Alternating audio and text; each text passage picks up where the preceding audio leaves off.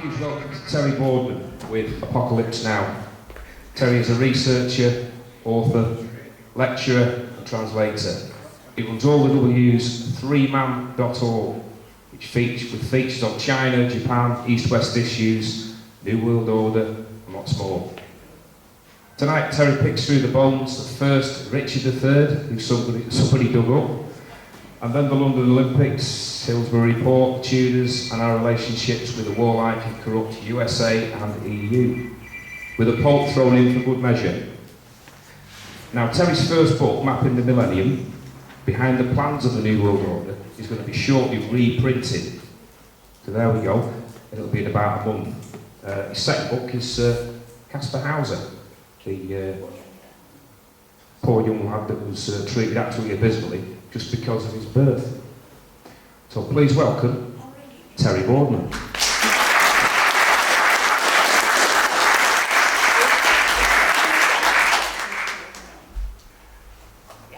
switch this thing on first. Right. Is that okay? Can you hear me at the back? Yes. Good. If for any reason my voice drops a little, just give us a shout. So thank you very much, Rob. It's very nice to be with you all again here in St Anne's. For those of you who don't know me, I'm based in Stourbridge in the West Midlands. I've been living there since 1984, but originally I'm from Chester. This title, Apocalypse Now, of course, don't think you're always going to start talking about 2013 in the same way people were talking about 2012. The title, Apocalypse, is simply because apocalypse means revelation. The word means revelation. And certainly, if 2012 meant anything, and it certainly didn't, as we all saw, mean the end of the world, I gave a talk on that subject here, it did turn out to be a year of revelations, did it not? And it's that I'm going to be talking about today, particularly revelations for Britain. Richard III, I can well imagine you thinking, well, you know, what does Richard III got to do with me, you? 500 odd years ago. But, you know, if you ask if any of you are Catholics or have been through Catholicism, or if any of you have been through a particular Protestant stream, then you ask yourself, well, what has Henry VIII got to do with me? Well, it has a lot to do with you, because without that individual, Britain wouldn't have become what it became as a Protestant church, Protestant country. And it's quite clear, as we saw with the death of Margaret Thatcher recently at a funeral, whatever you thought of Margaret Thatcher, it's obvious that an individual can make a big difference in the life of a nation. So, Richard III, the mystery or the revelation of Richard III, the thing that got me interested in him, in this context, is the timing with which this particular revelation occurred. So, if we just have a look at what happened last year, the dig in Leicester was announced in June, and then we had the London Olympics. Before that, of course, we'd had the revelation to the world, if you will, of the Queen's Diamond Jubilee. So again, a big year already by the beginning of the Olympics for Britain. Then the end of the London Olympics came on the 12th of August. Just by the by, Richard III was originally killed at the Battle of Bosworth on the 22nd of August, 1485. And then on the 25th of August, we had the beginning of the dig in Leicester. 29th to the 9th of September, we had the Paralympic Games. And then came, on the 4th of September, the announcement of the discovery of some bones. It wasn't yet totally confirmed what these bones were, but they were hoping that they would indeed be the bones of Richard. Then, on the 12th of September, after this great extravaganza of the Olympics, and you remember Cameron, not least, amongst many other people, were giving us all a great national pat on the back, saying, didn't we do well in the Olympics? And then we saw how on the 12th of September, there he is, in the House of Commons, apologising to the nation on behalf of the establishment, following the publication of the Independent Panel Report into the Hillsborough disaster of 1989 because of the corruption, because of the shocking events in which the local police, local politicians were involved in that tragedy. And you remember the way that the people of Liverpool were besmirched and so on. So there is Cameron having to make this apology very soon after the hullabaloo over the Olympic Games. And in that process, in the background, we have this dig going on that these bones may be Richard's. And then, on the 20th of September, it was announced that Sir James Wilson Vincent Saville, OBE KCSG, his headstone was unveiled for his rather grandiose grave there. And on the 28th of September was the announcement of the ITV programme, Exposure, about him. And then that was broadcast on the 3rd of October, which then led almost immediately to the police investigation. And that went on then through the autumn, the dig continued, and then of course we had the end of the world on the 21st of December, congratulations, we're all still here. And then finally, as you know, on the 4th of February this year, the bones were in fact confirmed as those of Richard III. So, you know, we could say that it's so interesting that it's this king, in this whole process of looking back at our history, the Queen's Jubilee, and then obviously, think of the historical aspects of the Jubilee, of the Olympics ceremonial. I'm sure most of us watched that. Very much of a retrospective of British history. A certain view of history was presented to us. And of course, history in itself is fascinating, and I've been fascinated by it since I was a child. And it's interesting in itself to try to understand what the people of the past were like. But it's also interesting for us today, because those who interpret history to us often then try to tell us what this history means for our present and our future. I'm sure some of you are aware, know of a quote which I often like to give from the book 1984 by George Orwell. Those who control the past control the future. Those who control the present control the past. So if you've got a certain interpretation of the past, and then you interpret your country's development from now on into the future, in terms of that interpretation of the past, we can see then that how we understand the past is very important, not least for politicians and the stories they try to give to us.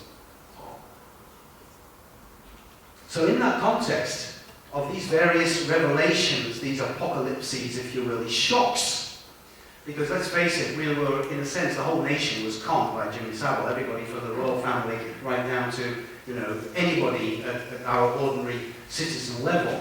Yeah? Jimmy Savile managed to do that over a period of some 4 decades, right in front of the nation's cameras, right in the public eye. So that was a shock. The Hillsborough event was a shock. Some people even experienced some aspects of the Olympics as a shock. But in this context, it's interesting that it was this particular king who suddenly shows up.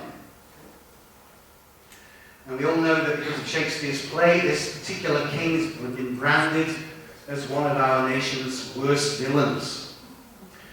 I'm not in this talk going to be particularly going into this question of, you know, was he or wasn't he? That's not where my focus is, but you'll see where that is in a moment. But certainly we have been told many times that Richard III was, as it were, deformed in spirit as well as in body. And there's been an ongoing debate about him since at least the 1920s. Now, irrespective of who it was who actually did away with the princes in the Tower in the summer of 1483, The princes were 12 and 9 years old. They were the sons of Richard's brother, Edward IV, and therefore Richard's own nephews. Irrespective of that, there are 4 possible candidates as to who might have done away with them. There is this question, why? Why is this king turned up at this time? And I think the answer to these 2 questions is a single, can be put in a single sentence, and that is historical turning point. In the sense of a symptom, there's a certain symptom, a historical symptom, something that happens on the surface of history, points to something that is much deeper, happening much deeper in the nation's story. Just like a certain event in your own biography might point to something which is much more fundamental in your own life story. Now, what's reappeared in Richard's case is just his bones. Nothing he wrote, nothing of his clothes, nothing which gives us any indication of the spirit of the man internally, but just his dry mineral bones. The most dead part of the human being. And it's this that the archaeologists and the forensic scientists have been busying themselves with. And at least they found that there was something to Shakespeare's portrayal of the man in terms of the fact that although he was not a hunchback, that he must have probably walked with a certain lilt, a certain uneven walk, because of the lateral curvature of his spine. All spines, when you look at them from the side, in a normal human skeleton, have a gentle S curve looked at from the side, but in Richard's case he had a lateral S curve as well. So he had a double S curve. This is a condition known as scoliosis. Now, since the 15th century, it's been this bony, mineral aspect of earthly life that our physical, natural sciences have been particularly concerned with. That's the part of our life that, for example, physicists look into, geologists, the part that is most easily quantified, calculated, measured, totally controlled. And the thought forms and the accompanying feelings that go with this kind of science, which looks into this aspect of reality, as opposed to, for example, the life sciences, biology and so on, and the coldness, the objectification, the removal of the inside of the human soul and spirit, the way that was put aside from natural science from the 17th century onwards.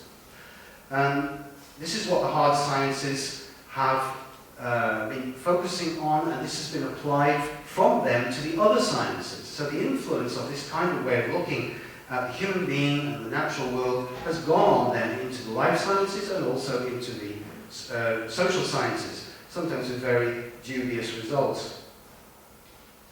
But there's a deep-rooted necessity for this, and humanity, we could say, has been exploring various aspects of reality over the centuries and millennia. If we go back, say, 2,000 years, we would find that our ancestors, I would suggest, had far more real insight into the living nature of what we now call the biosphere, the world of plants and animals, than we do today. They could somehow see directly into the nature of butterflies and hawks and primulas and carnations and plants and corn and wheat and so on, in ways that we can't do anymore. But what they didn't do so much was to dig down deep into the interior of the earth and really look into, right inside the mineral aspect of reality. And that's what we've been doing since the 17th century, particularly with the Industrial Revolution.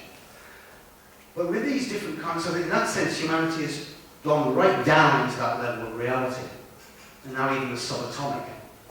But if we go too far in that particular direction, then we become unbalanced. And I think we can say that from the last 100 years, we've definitely become unbalanced in that sense, in the direction of what some people have dubbed as a culture of death or deathliness, stasis. Our characteristic modern music today, for example, is rock music. which emphasizes the element of beat. And beat, as distinct from melody, rhythm, harmony, even rhythm, is the most dead part, the most dead musical phenomenon. Equally, today, of course, we have rap music, and rap basically is not really interested in melody. Rap tends to have a rather metric presentation of the words. So again, there's a certain, slight, I would say, deadening aspect to that. The words are often very interesting as poetry, but in the way that they're presented, I don't think it's as living or alive as song.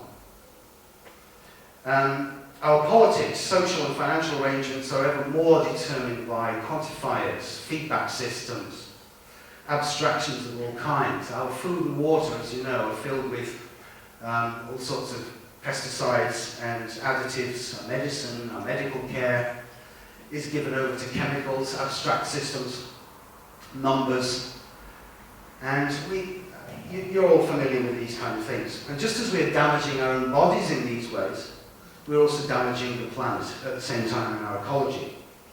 So for the last about 300 years, we could say, since the Industrial Revolution, the effect of this kind of science, which is focused on the exactitudes of the mineral world, is applied to the living world. Now, as the culture of rationalism and intellectuality and scientific objectivity spreads out in the 17th and 18th centuries, it had this effect of devaluing human feelings. Scientists were no longer interested in what lives inside you, or the relationship between what lives inside the human being and what's out there in the world. And this cool or even cold attitude of observation spreads then to other aspects of society. And at the same time, we see a change happening in religion. So that in the 17th century, which is a time of great religious conflict, when people felt very passionately about religion, think of the English Civil War, for example, then we have a reaction against that in the mid-17th century, and then gradually for the next 100 years in the so-called Age of Enlightenment, you get this focus on rationality and intellectuality until we get a bizarre phenomenon in the 18th century where most of the young people, fashionable, wealthy people in Europe, right across Europe, are all walking around in about 1750 with white wigs on. It's kind of weird, yeah? That young 25-year-olds are wearing white wigs. If you're a fashionable young aristocrat in 1750. Why? Because white is the colour of, or silver, the silver heads, the grey heads, is the colour of wisdom, which comes with old age, or at least people thought. The brain, the mind, intellect, rationality. This was the important thing in that time. So a reaction against the religious passions of the 17th century. But these two developments, the hardening element of science on the one hand, the pushing out of the human feelings, and then also the cooling down of the religious temperament, you might say, that led to people treating each other with more inhumanity in the 18th century. The medieval fear of punishment for the sins in the afterlife had receded, especially among educated people. So, and yet along with these kind of developments, this coldness, paradoxically went an affirmation of the personality, a growth of individual freedom, a demand for personal liberty, starting first of all in the area of religion. I want to worship God in my own way and not how the Pope tells me to, or even the King tells me to. Then that from the religious world, that spreads into politics. And from politics also it spreads into economics. So by the time we get into the 18th century with Adam Smith and the Wealth of Nations, you have the assertion, I must be free to start my own business, and I must be free to make my own profits, and I must be free to make as many products as I want, and to lay off as many workers as I want, and to exploit as many workers as I want. And if I have any problems with my workers, I have the right to put pressure on my local MP who will bring in the dragoons, if necessary, to suppress my workers. So this attitude towards economics was basically rooted in a perverted, I would argue, sense of liberty, a misplaced sense of liberty applied to the economic realm. I'll come back to that later, because that's really key to understanding our fundamental economic problems today. which are based on the fundamental wrong principle of liberty misapplied, liberty where it doesn't belong. So, we could say that what took place then in the 18th century, because of this coldness in science, the cooling down of religion, the inhumanity in the economic realm. Think of how workers were treated in the first factories. Think of how children were made to work hours and hours underground in the mines, and so on. How could people treat other human beings like that when they were supposed to be Christians? Well, of course they weren't. You couldn't be a Christian in the real sense and treat another human being in that way. So we could say that this is a kind of insulation or hardening of a personality. And it's no accident that English is the only language which writes the first person singular with the letter I, one letter, capitalized. I. No other European language does that. The personality, particularly here in this country, was insulated, insula, which of course is Latin for island. So you are islanded, you are made into an island, so to speak. As if to affirm a focus on this one person. Each one becomes an island unto himself, insulated, cut off from the continent, from the whole. And we remember, around about the time of 1600, England, when it began to assert itself as a Protestant country, that was separate from the continent. Then we get the poet John Donne pops up to remind us that no man can be an island unto himself. So Richard Plantagenet, Duke of Gloucester, the king who turns up, as I said, at this time, and that was the picture of him that I grew up with, probably some of you at school, that picture on the left there. But we are now told by the historians that this one is actually more realistic, a more realistic portrait. But recently, as you know, this has been produced based on the skull that was found. So this is, by modern wizardry, they're able to make educated guesses as to what Richard his face actually looked like.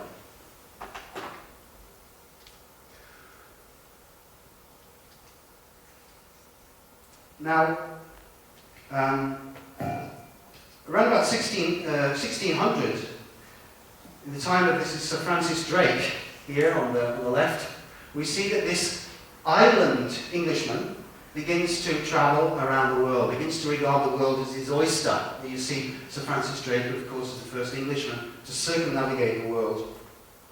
So for the Englishman, the world then becomes his oyster for his own personal enjoyment, as it were. That goes on increasingly throughout over the next 200 to 300 years.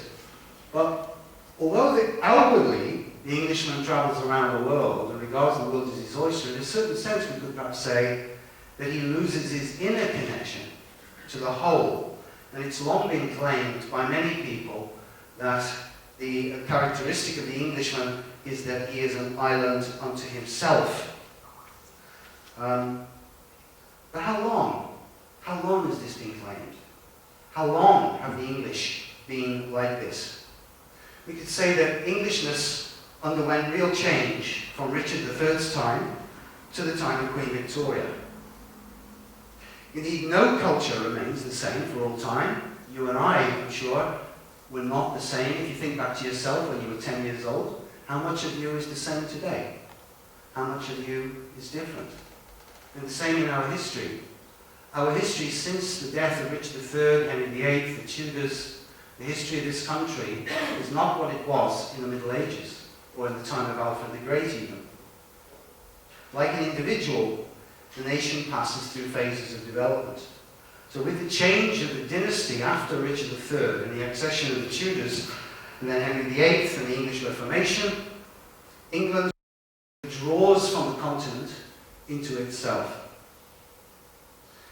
Now interestingly, there was a short period of just 49 years. This is really strange, isn't it? Just 49 years when England had no overseas possessions at all. 49 years, that's going from the year 1066 when the Normans invaded. So from 1066 until today, just 49 years when England had no possessions. Well, perhaps I should correct myself. Not England, but the English ruling class. The English monarchs and the English aristocracy. So we see, here's the year, interesting year, 911, when the Danish Vikings seized Normandy and then they conquer England, 1066. And remember these Vikings, who conquered England in 1066, they're basically just like a Christmas cake. They're basically just Viking will people with a little bit of Frenchified civilization on the top. But tremendous capacities of will and real ruthlessness. And then we see how this Viking, essentially Frenchified Viking aristocracy, lead their now subjugated Saxons, Anglo-Saxons, and a few Celts, a few Welshmen to begin with. They lead them, first of all, to invade Ireland, so the Celtic periphery, so to speak, then to conquer Wales.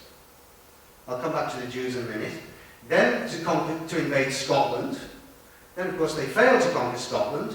1314, next year we have the independence vote, 700 years. Then, having conquered the British Isles, this same ruling class, still speaking French, remember, chooses to invade France.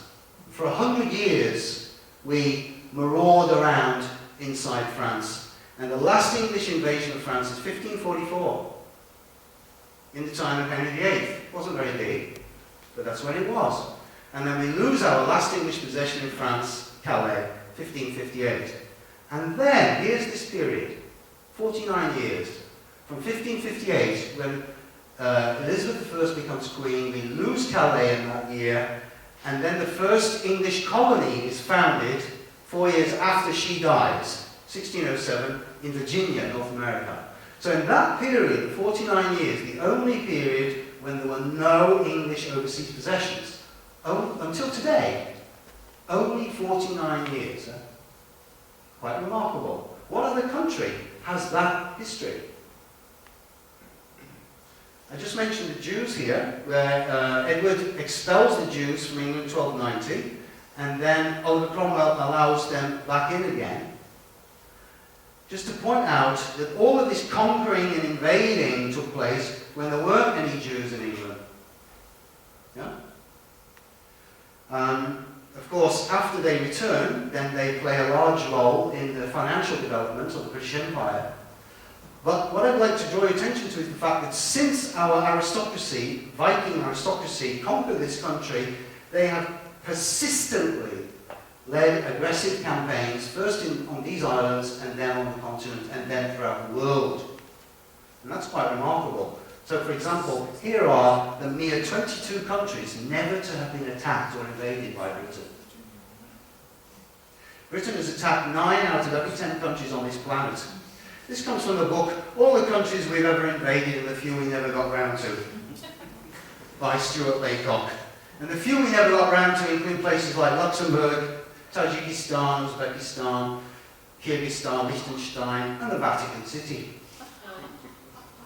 But again, it's quite a remarkable thing. I mean, this is our history, folks. This is our heritage. It's quite special amongst the peoples of the world. Other countries have had empires, but this is, I would say, it's pretty special. So, we've been through these various changes, and we had these 49 years. And it was at this time, when England was at its most insular, the time of the Tudors, when this culture of what I've called deathliness starts to focus on the mineral and physical aspects of reality. And this grows and grows until it reaches a kind of peak in our country, until the time of the Victorians, with its nightmarish industrial scenes, its cult of the funereal, its love of Gothic horror, its class system. Probably recognise those 3 guys. Yeah? John Cleese and the 2 Ronnies. You remember that? I look down on him, and I look up at him, and down on him, and I look up at both of them, or I look up at both of them, and so on. Remember that?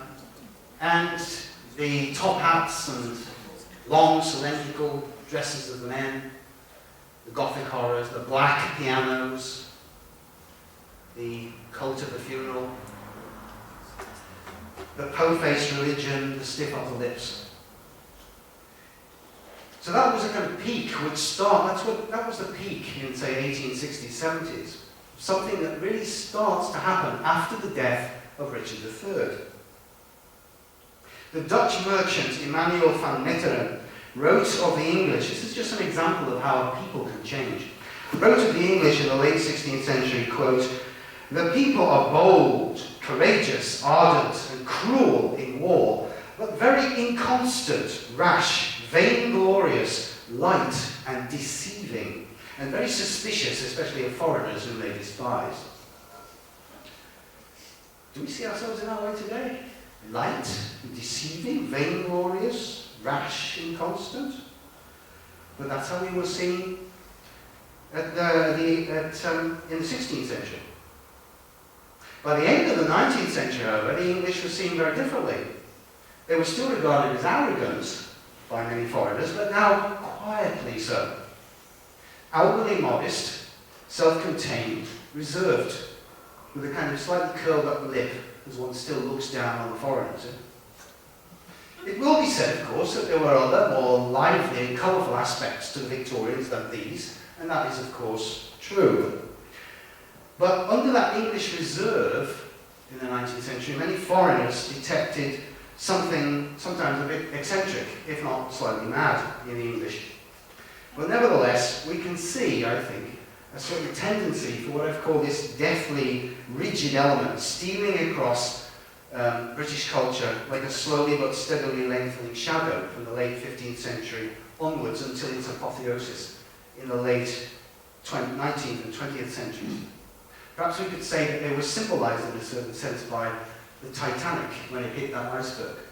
You think of what that ship was, what that ship symbolized in its technology, in its class system, in its structure, in the attitudes of people towards the people in steerage, for example.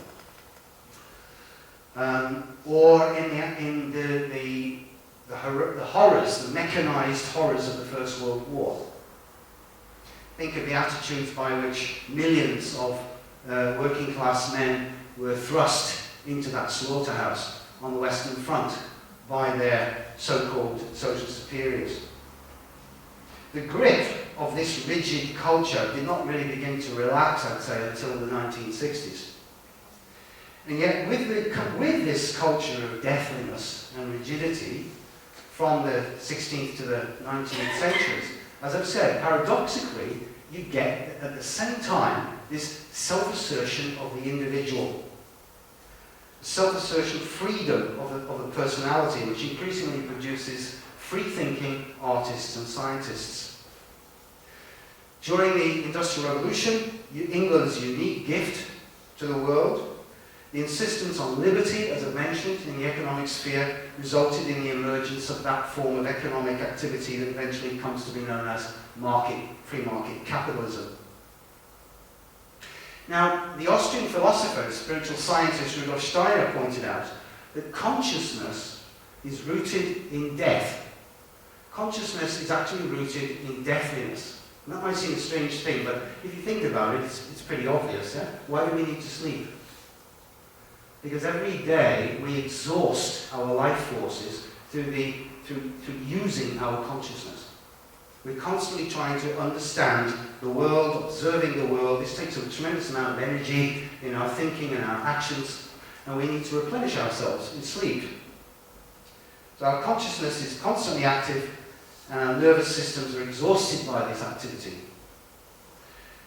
So, in the lifetime of Richard III, a certain telling symptom or picture, external picture of this growing deathliness in European culture was that wealthy Western warriors were entirely encased in suits of steel armor.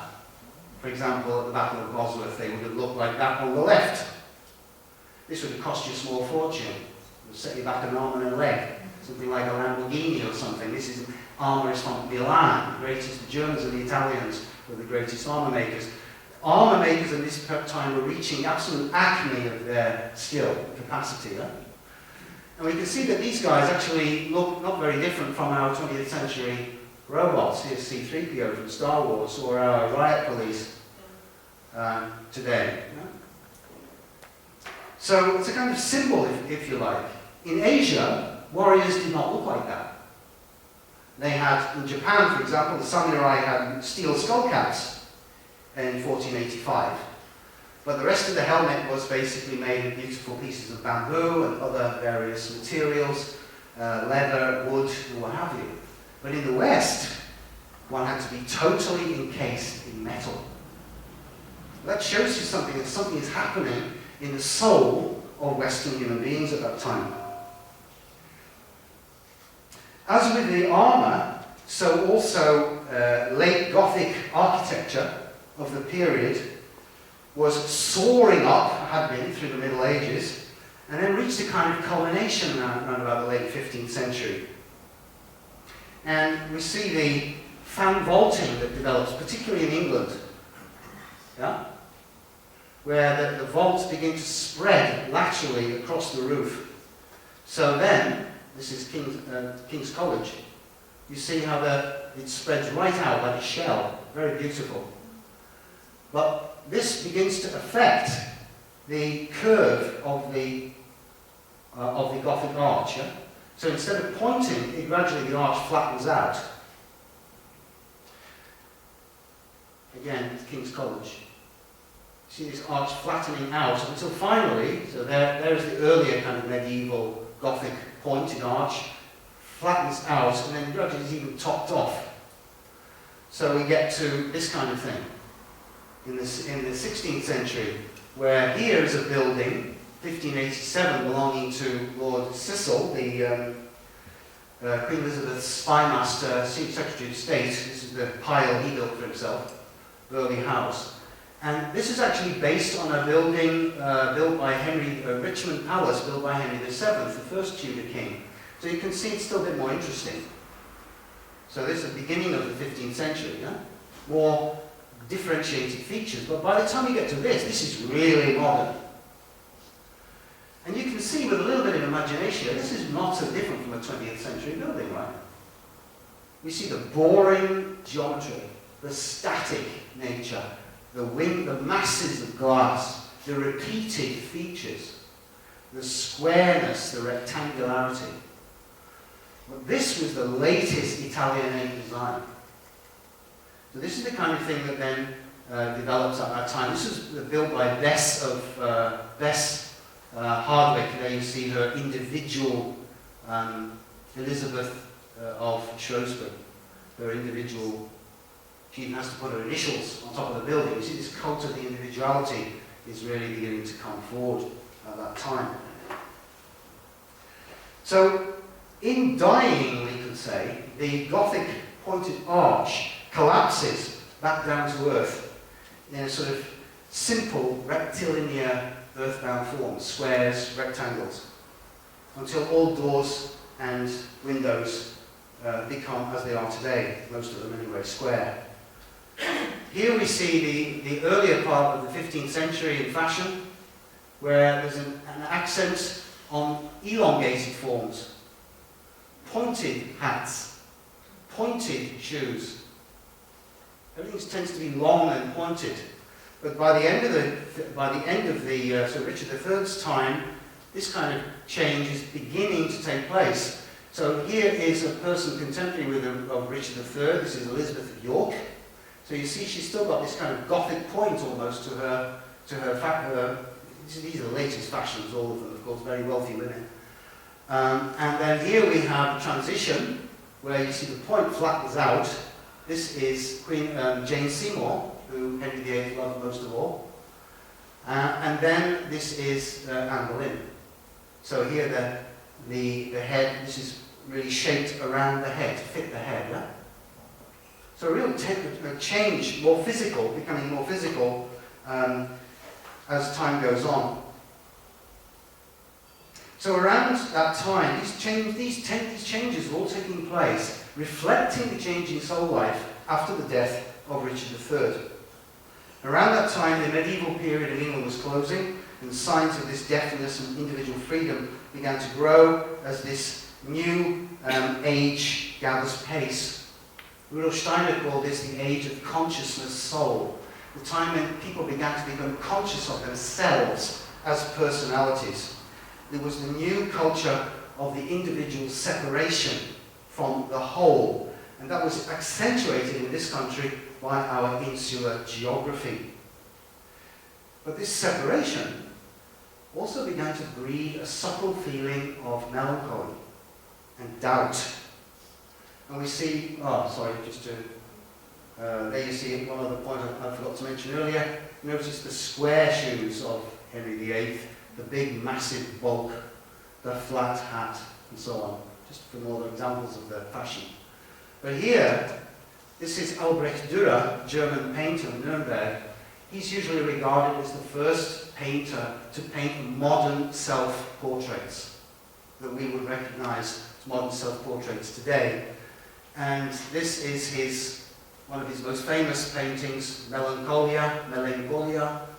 And you see the angel there, not as in the Middle Age, the high Middle Ages art, flying, happy, instruments, and so on, wings outspread, but sitting down, wings folded. What's life all about? And with a rather confused or even, it's a very strange, mysterious look. Some people have said sullen, some people have said this angry, dark, but a very different kind of angel than we see from earlier on in the Middle Ages. Truncated cube, all the various accoutrements of physical sciences, the first magic square, Melancholia. And this mood of melancholy was regarded actually as the sign of creative genius. So the creative genius of the individual goes together with this sense of alienation, well, to use a modern word. And then, of course, not long after that, then, not long, about 120 years or so after the death of Richard III, we see Shakespeare giving us the very modern figure of Hamlet. And what is Hamlet known for, of course? The symbol of Hamlet, standing, I should say, in the grave of Yorick, holding the skull. Yeah? The skull of Yorick, the court jester, who had died 23 years before. A couple of years ago, I gave a talk about the number 23 here. Maybe some of you came to that. And the meaning of this number 23 in relation to English history and its relation to the human being, very much to do with personal choice. But also the choice between life and death. So a rather bizarre example of the alliance between deafness and freedom in our British culture is the English murder mystery. Any murder mystery fans here? Oh yes, good job. I always feel it's a very interesting phenomenon. Murder as entertainment. Murder as intellectual puzzle for the personality to solve. In this very English tradition, the alleged and still unsolved murder of the princes in the Tower by perhaps Richard III in the summer of 1483 could perhaps be seen as the grandfather or the grand inspirer of our English murder mysteries, because it was in all likelihood a murder that changed the fate of the nation.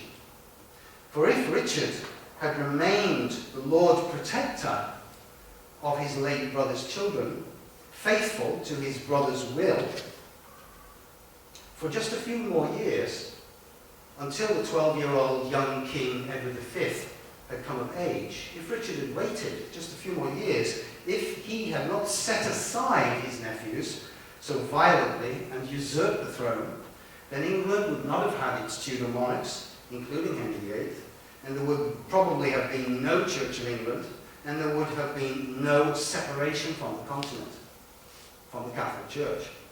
If Richard, having usurped the throne even, had not killed the princes or removed them in some way, but merely kept them safe in the Tower, then Lord William Stanley, who was a faithful Yorkist, all his life, and there were two Stanleys at the Battle of Bosworth, and one of them, Lord William Stanley, was faithful all his life to Richard's House of York. He would not have turned to the cause of the other would-be usurper, Henry Tudor.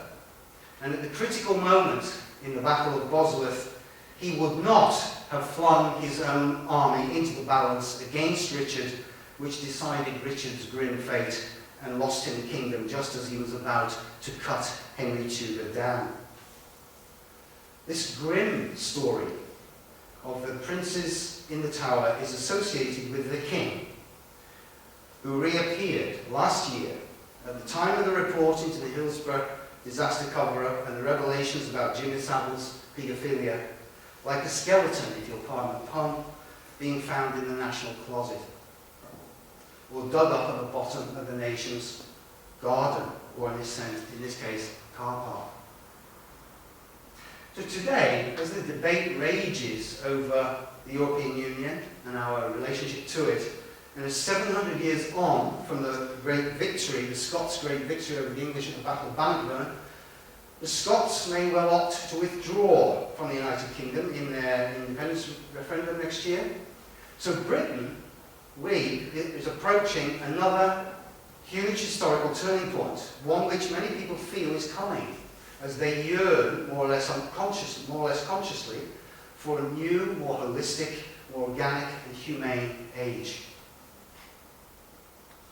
I think Rudolf Steiner would probably have described this as the next phase in the epoch of what he called this consciousness soul age that began in the 15th century and will go on for another 2,000 years.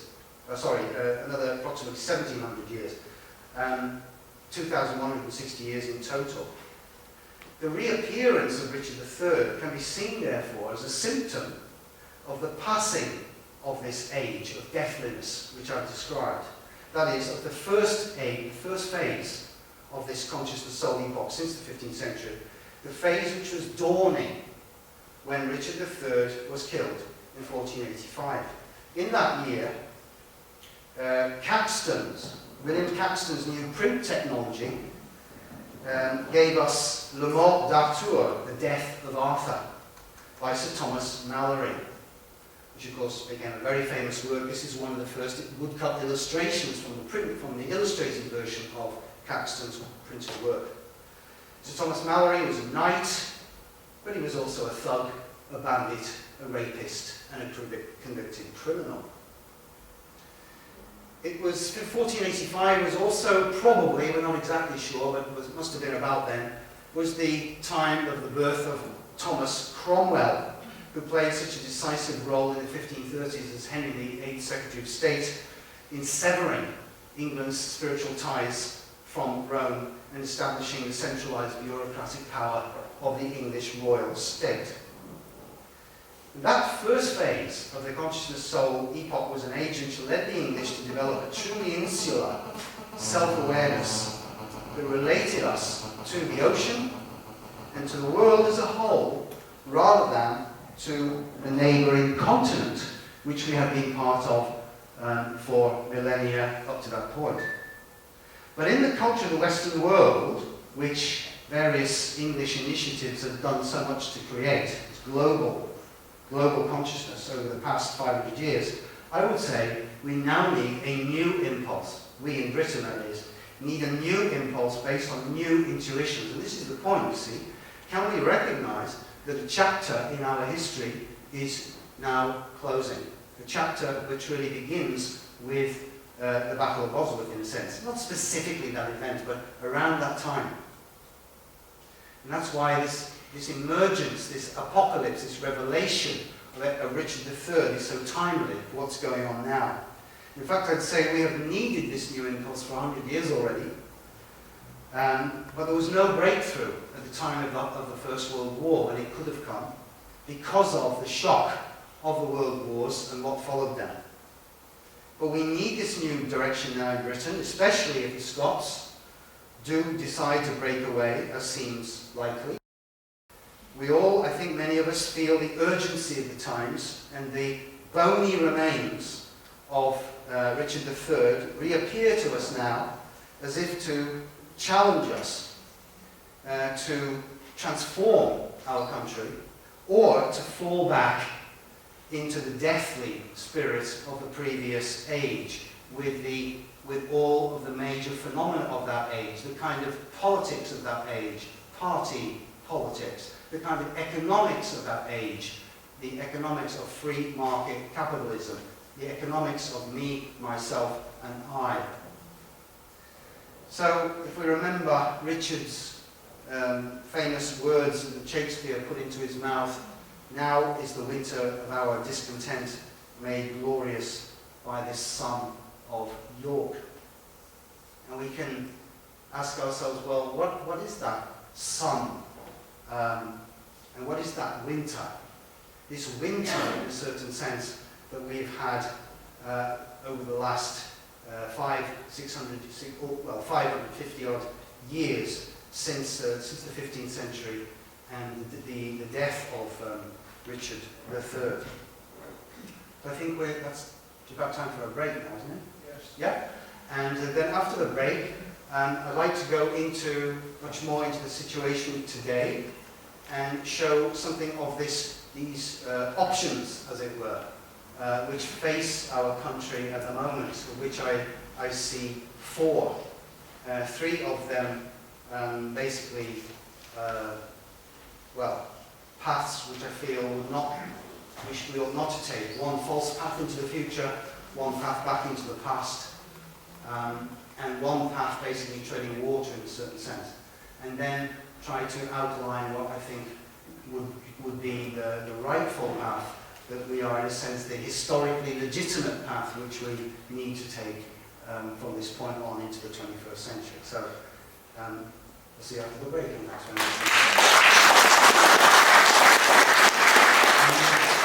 it's very interesting that these three great European peoples, the English, British, the French, and the Germans, at major turning points in their history, we see the death, the killing of an innocent soul or souls. Well, obviously, in the case of France, Joan of Arc. In the case of Germany, Caspar Hauser, who I spoke about here last year, in the 19th century. And in the case of Britain, hypothesis, was it the princes in the Tower? For the reasons I've been trying to bring forward about the change that was taking place in Britain in the late 15th century. I'm going to make a little bit of a jump because I'm aware of time and come straight to our present time now and the consequences of all of this. So,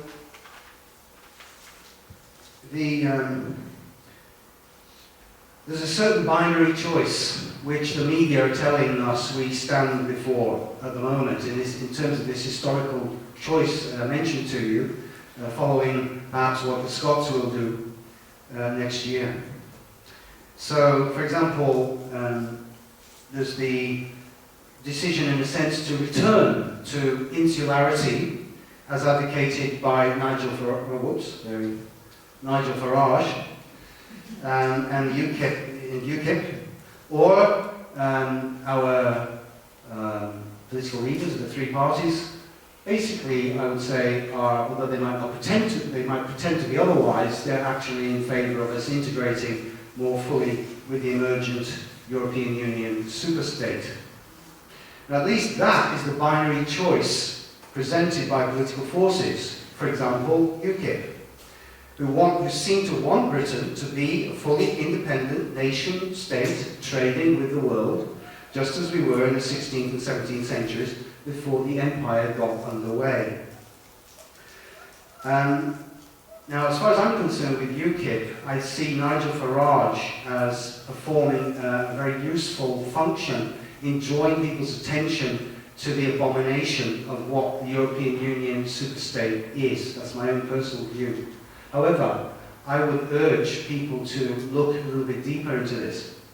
Because what we actually mean by sovereignty and independence, about which, for example, UKIP speak, in their case, they're basically meaning independence from the EU. But British sovereign independence is actually an illusion. And it has been since First World War, specifically in 1915, when we were forced to borrow £500 million for a phenomenal amount of money in those days from this guy, J.P. Morgan, in order to continue the war against Germany. So basically, after a year of the war, we were broke. And to continue the war, we had to raise that money. And since that time, from New York, and since that time, British foreign policy has been increasingly beholden to the will, not of European countries, because after all, the EU's only been with us since the 50s, but beholden to the will of the USA, as was most dramatically revealed in the Suez Crisis, 1956, and by Britain's participation in all of America's wars since Suez, with the exception of Vietnam. UKIP's declared defence policy would continue the UK role in the US-dominated NATO. UKIP would, which I'm quoting here from their defence policy, quote, strengthen our commitment to NATO while withdrawing from all EU operations, unquote, and, quote, maintain Britain's independent nuclear deterrent with existing Trident submarines, cost some 30 billion, and then replace them with 4 British-built submarines armed with US missiles. So still US missiles, unquote. In other words, UKIP would follow the same US-aligned, non-independent foreign policy continuing British dependence on US nuclear missiles. It's also well known that the British and American intelligence services work together, and the British financial policy in its broad outlines follows the lead of Wall Street and the US Federal Reserve. So how, in real terms, can UKIP, or anyone else for that matter, speak of British national sovereignty and independence today? Certainly, the EU, European Union, has undermined and compromised certain aspects of residual UK sovereignty in a formal sense. But in terms of the real power behind the scenes, I would say that we surrendered that to the USA a long time ago, decades back. Furthermore, both George W. Bush and Barack Obama have made clear over the years that the USA does not want Britain to leave the European Union, and neither do the leaders of the 3 main UK political parties, Cameron, Miliband and Clegg. Indeed, the US establishment has been urging the European unity movement towards the creation of the United States of Europe on the federal US model since the 1950s. Let's have a look at this in more detail. Here you see on the right, a little dialogue between Uncle Sam and Britannia. Uncle Sam says, hey, the French have gone into Mali, my dear. Oh yes, but we've gone with them, and we're already in Algeria. You always did know your way around America and around Africa. These cartoons basically from the time of the First World War, without a bit at the bottom, of course. That was added on later. But if we look into this a little bit more, we can see here, for example, does anybody recognize him? This, if you're interested in the Holy Blood and the Holy Grail, if you're red down brown, this is Pierre Plantard, the guy who created the Holy Blood and Holy Grail hoax. And in 1942, as a young man, he had this magazine called Vaincre, Conquer. This is an illustration from his magazine. Here we see 1942, so that's when France was under the Nazis. And we see here États-Unis d'Occident, the United States of the West. So he was believing in the United States of the West, hero figure advancing to the rising sun, 9 rays, because he believed in an order, chivalric order with 9 hierarchical levels. And here we have 1946 and Aquarius. And here we have Brittany and Bavaria. So Plantard actually believed in a union of the West, and we don't have a colour for that, but I wouldn't be surprised if it was dark blue. Here we see 7 stars instead of 12. Over here we have The Economist, 1990, with the EU flag inside the American flag. And that's the scenario which The Economist was already flagging up at that time, one running goal of theirs. So let's look at this in some more detail, if you'll bear with me. Go back to the year 2000, Daily Telegraph. Euro-federalists financed by US spy chiefs. I'll read this, it's interesting. Declassified American government documents show that the US intelligence community ran a campaign in the 50s and 60s to build momentum for United Europe. It funded and directed the European Federalist movement. The documents confirm suspicions voiced at the time that America was working aggressively behind the scenes to push Britain into European state. One memorandum, dated July 26, 1950, gives instructions for a campaign to promote a fully fledged European Parliament. It's signed by General William J. Donovan, head of the OSS, precursor of the CIA. The documents were found by Joshua Paul, researcher at Georgetown University, Washington, as the preeminent university for foreign policy and diplomacy in the US. They include files released by the US National Archives. Washington's main tool for shaping the European agenda was the American Committee for United Europe, created in 1948. The chairman was Donovan, ostensibly private lawyer. Vice Chairman Alan Dulles, I'm sure some of you know the Dulles brothers, who dominated American foreign policy for decades. He was then CIA director in the 50s. The board included Walter Bedell Smith, CIA's first director, and a roster of ex-OSS figures and officials who moved in and out of the CIA. The documents show that this committee financed the European movement, the most important federalist organization in the post-war years. In 1958, for example, it provided 53.5% of the movement's funds. The European Youth Campaign, an arm of the European movement, was wholly funded and controlled by Washington.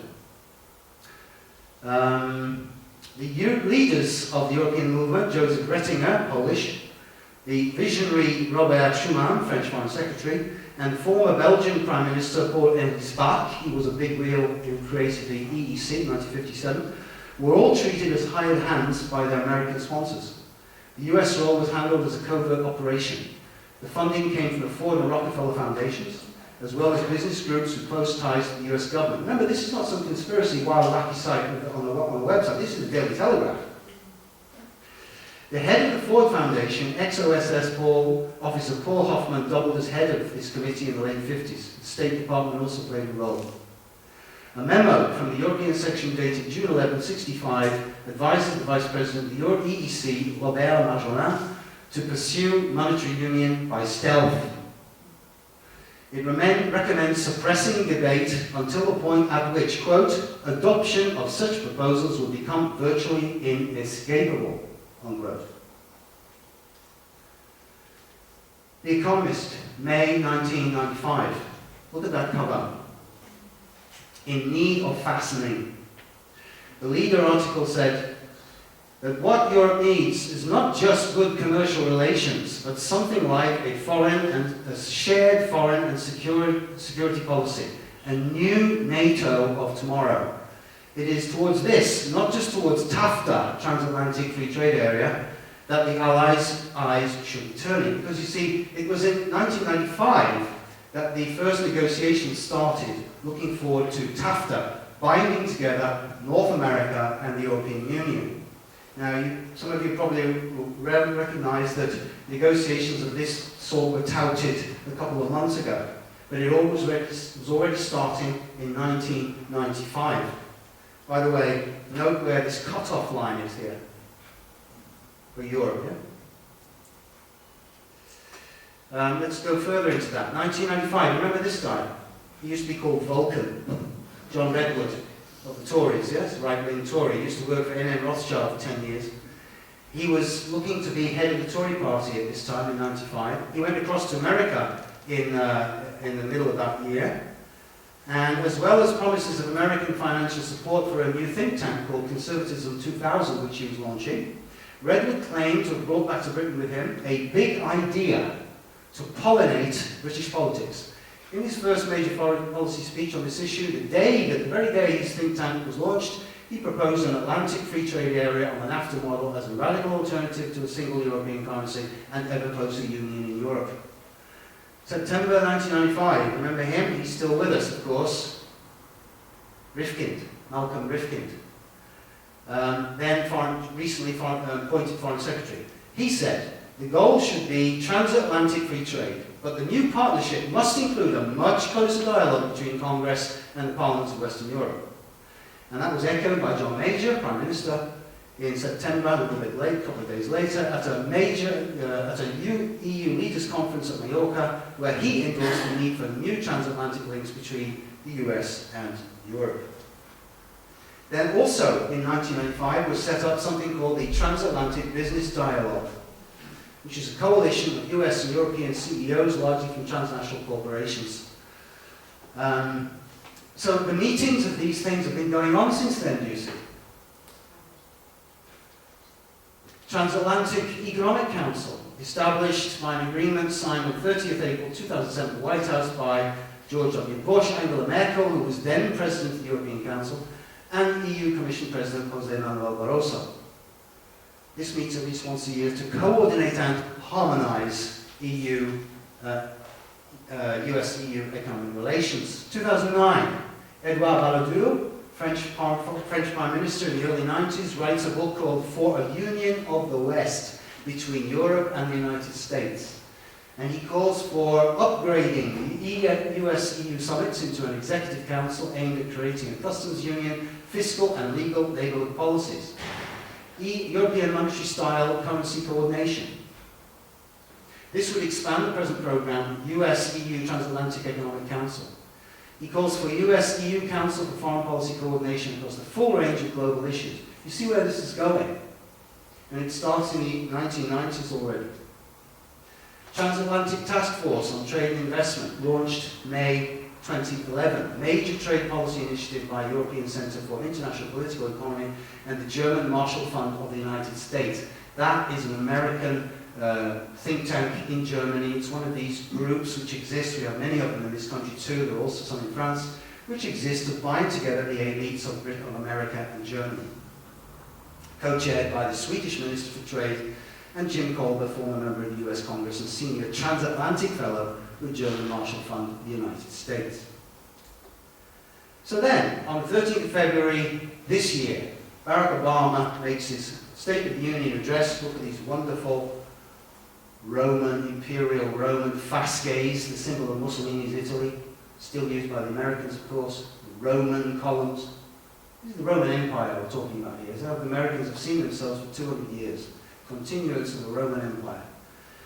And Obama is talking about the need for transatlantic free trade area. The name which is also given to sort of mask that, a little bit like global warming and climate change, is Transatlantic Trade and Investment Partnership. So here we're urged to look towards something called the United States-European Union High-Level Working Group on Jobs and Growth, recommending starting negotiations on Transatlantic Trade and Investment Partnership. It's all looking towards the beginning of the free trade. And we all remember where the European Union came from, right?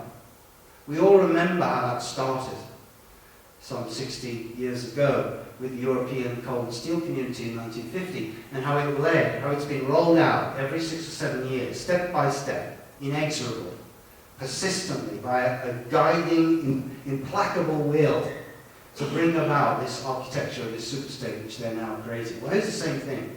This is the next phase, because having created the European section, they're now going to fuse this with North America. So in his State of the Union speech, Obama says, with his usual Obama flourishes, "Tonight, I'm announcing that we will launch talks on a comprehensive transatlantic trade and investment partnership with the European Union, because trade that is fair and free across the Atlantic supports millions of good-paying American jobs." How often have we heard that kind of nonsense? However, Dan Hamilton Center for Transatlantic Relations at Johns Hopkins University, the university founded by Skull and Bones alumni in the 19th century, says that US investments in France and Belgium alone in 2010 were as high as in India and China combined. France and Belgium alone. It shows you the interest that the US has in the continent of Europe. Vice President Joe Biden says the fruits of success of this transatlantic union would be almost limitless. An economic NATO.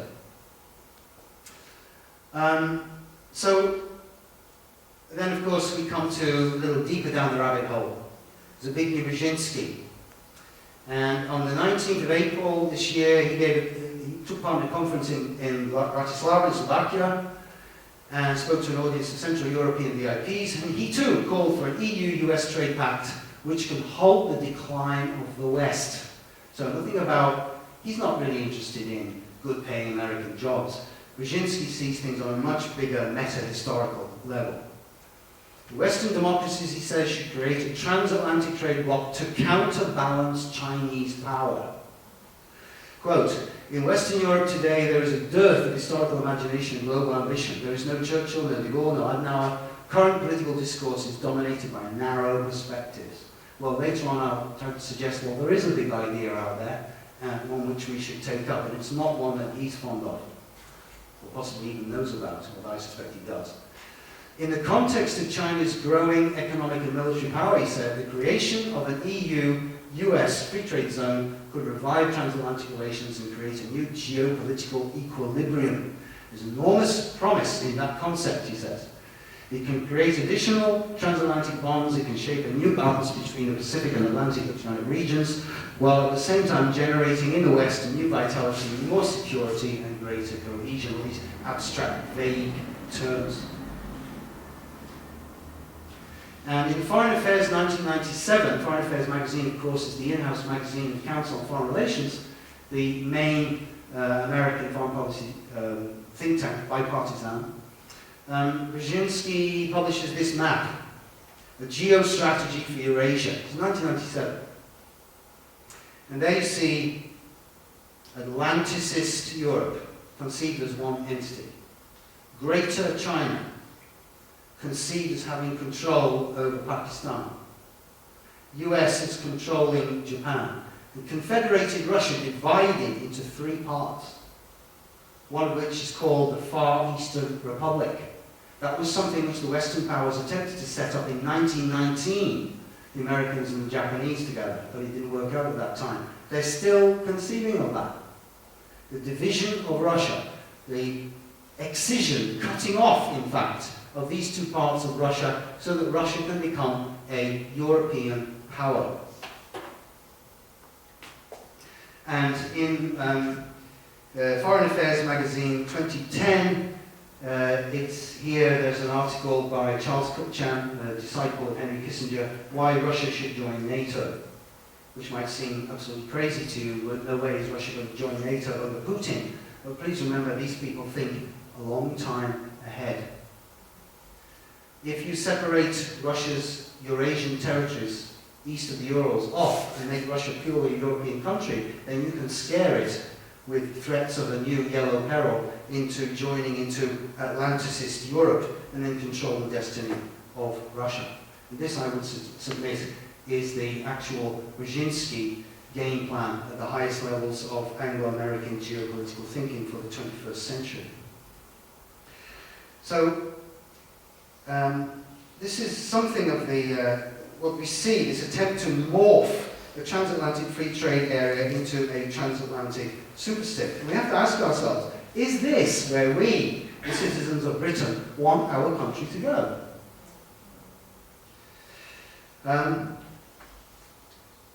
Let's go a little bit further down the rabbit hole. This is The Economist from 1990. There's that map, there's that flag again. And I've showed this before in talks here, but it's really, really important because it gives a real clue into how they see it.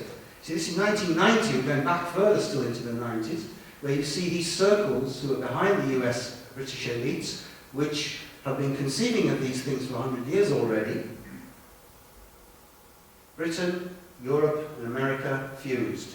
Euro-America. Separated off mentally from Euro-Asia. At that point. And these are the other parts of the world. A new and accurate map of the world. This is the conception for the 21st century from the point of view of the Anglo-American elites in 1990. 1 week before Bush's New World Order declaration to the US Congress on the 11th of September 1990. And what's behind all this? Well, Winston Churchill gives us a clue. on the 14th of May 1947 in London, the Albert Hall, in a speech where he says, or he did say, I won't attempt to put on a Churchillian accent, we do not, of course, pretend that united Europe, because of course he was in support of that, but not with Britain in it. We do not pretend that united Europe provides the final and complete solution to all the problems of international relationships. The creation of an authoritative, all-powerful world order is the ultimate aim towards which we must strive.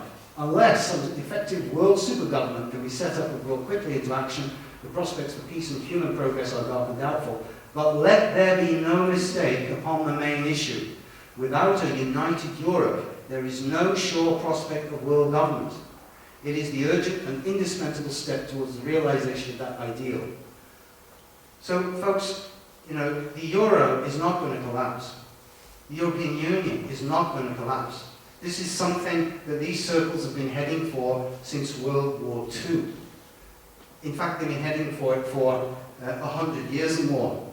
And yet, our media continually try and con us into thinking, well, the United States of Europe or the European Union is basically a German scam, a German plot, a Nazi plot, the German problem, or a French plot, or a Catholic plot, a Vatican plot. Well, the Vatican, they've got a big wheel in the game, that's true. They're also involved in there, and I haven't got time to talk about that now, but I could. But the main drive for this European Union as an indispensable part of the plan for world supergovernment by the new Roman Empire has been coming from our English-speaking elites.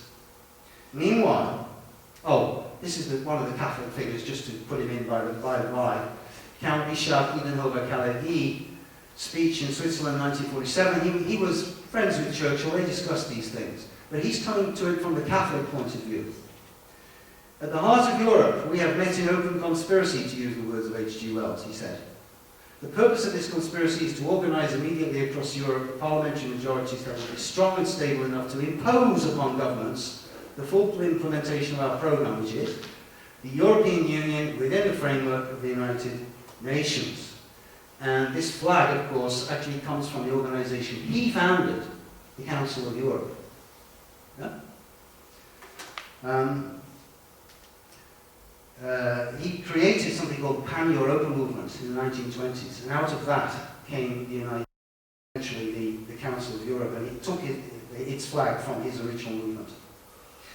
So, this is we have to go back further, I'm afraid, because we really need to see what's at the bottom of this rabbit hole, so to speak. Yeah? You're probably familiar with this man. Recognise him?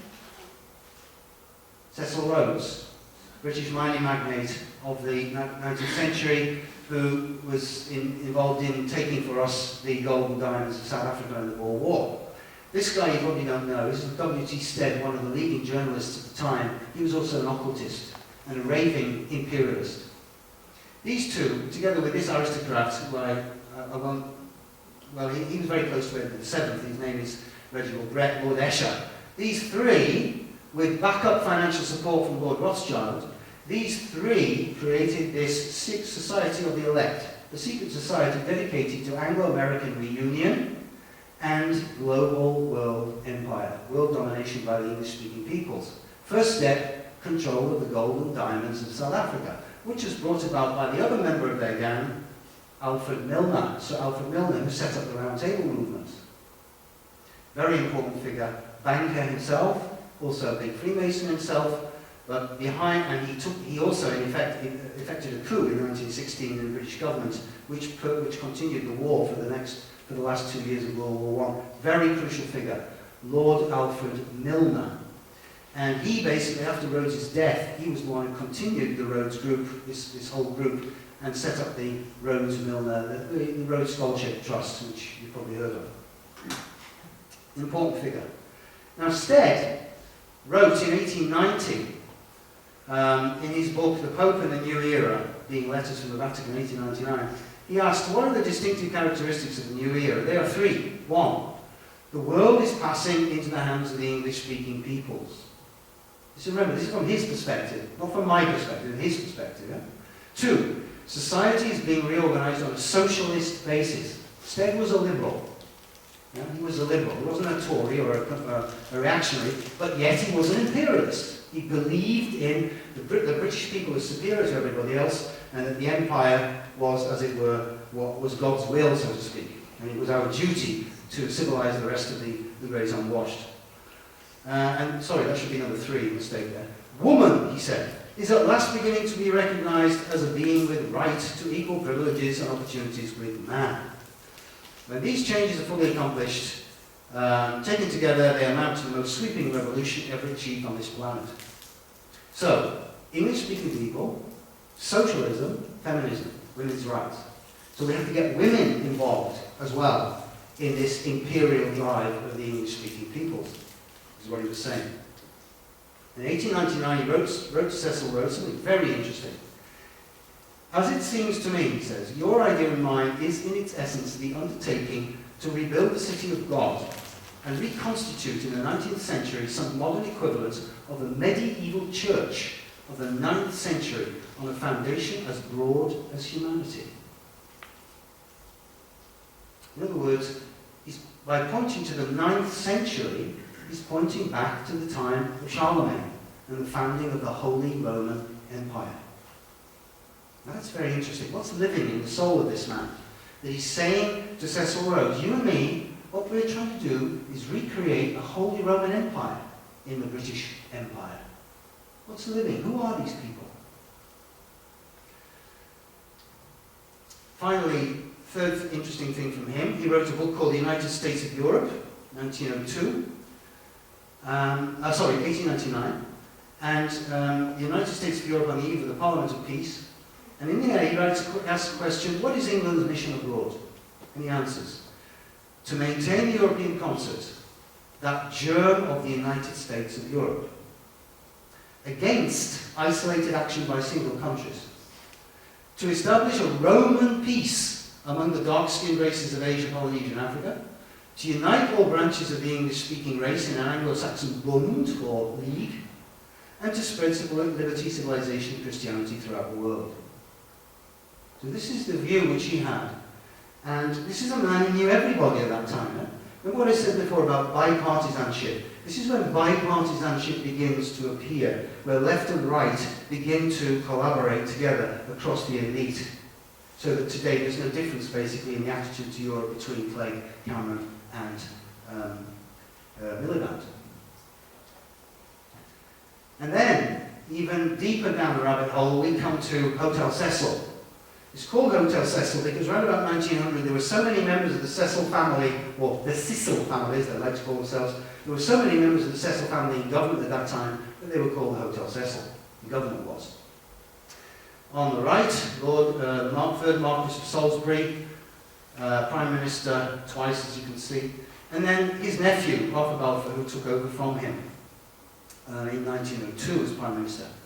These are really important people. These stand right at the top of the English elite at that time. And they were amateur scientists, they were amateur psychologists, they were even sort of psychics in a certain sense. They're interested in psychic research, set up a society for psychic research. Imagine that. Imagine David Miliband setting up a society for psychic research. You know, these are interesting guys. They had laboratories in their vast mansions that they owned. These people, whoops, have I not got that one?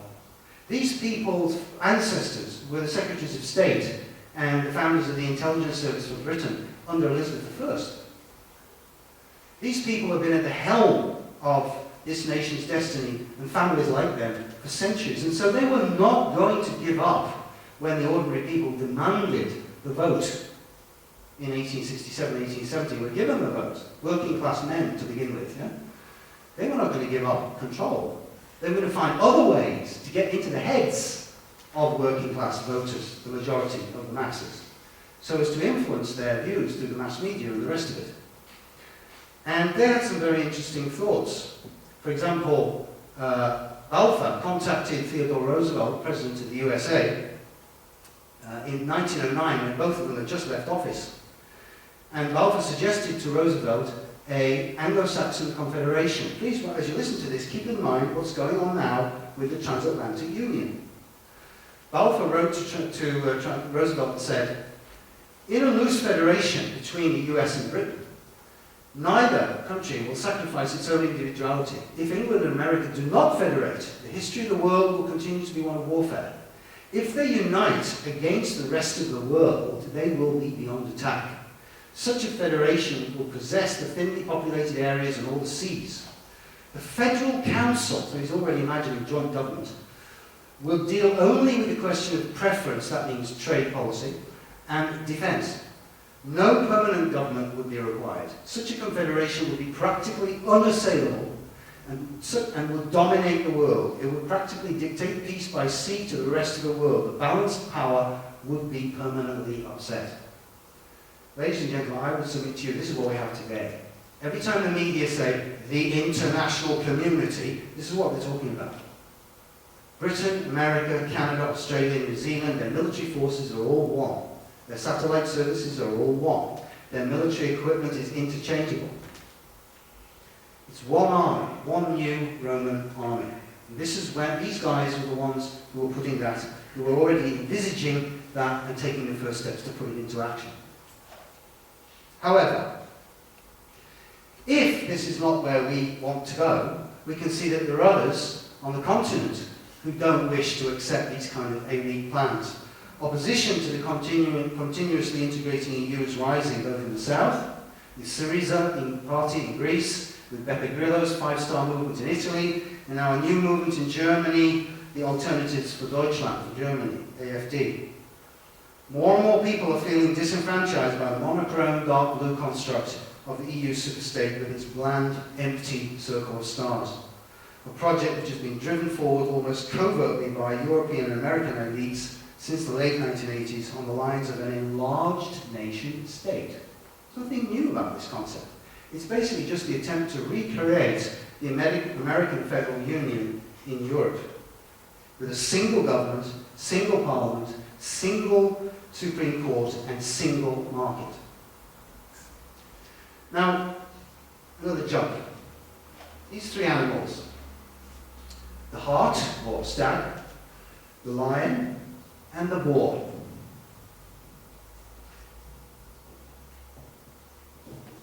Medieval England had three kings named Richard, and their emblems were these: Richard 1, 2, and 3.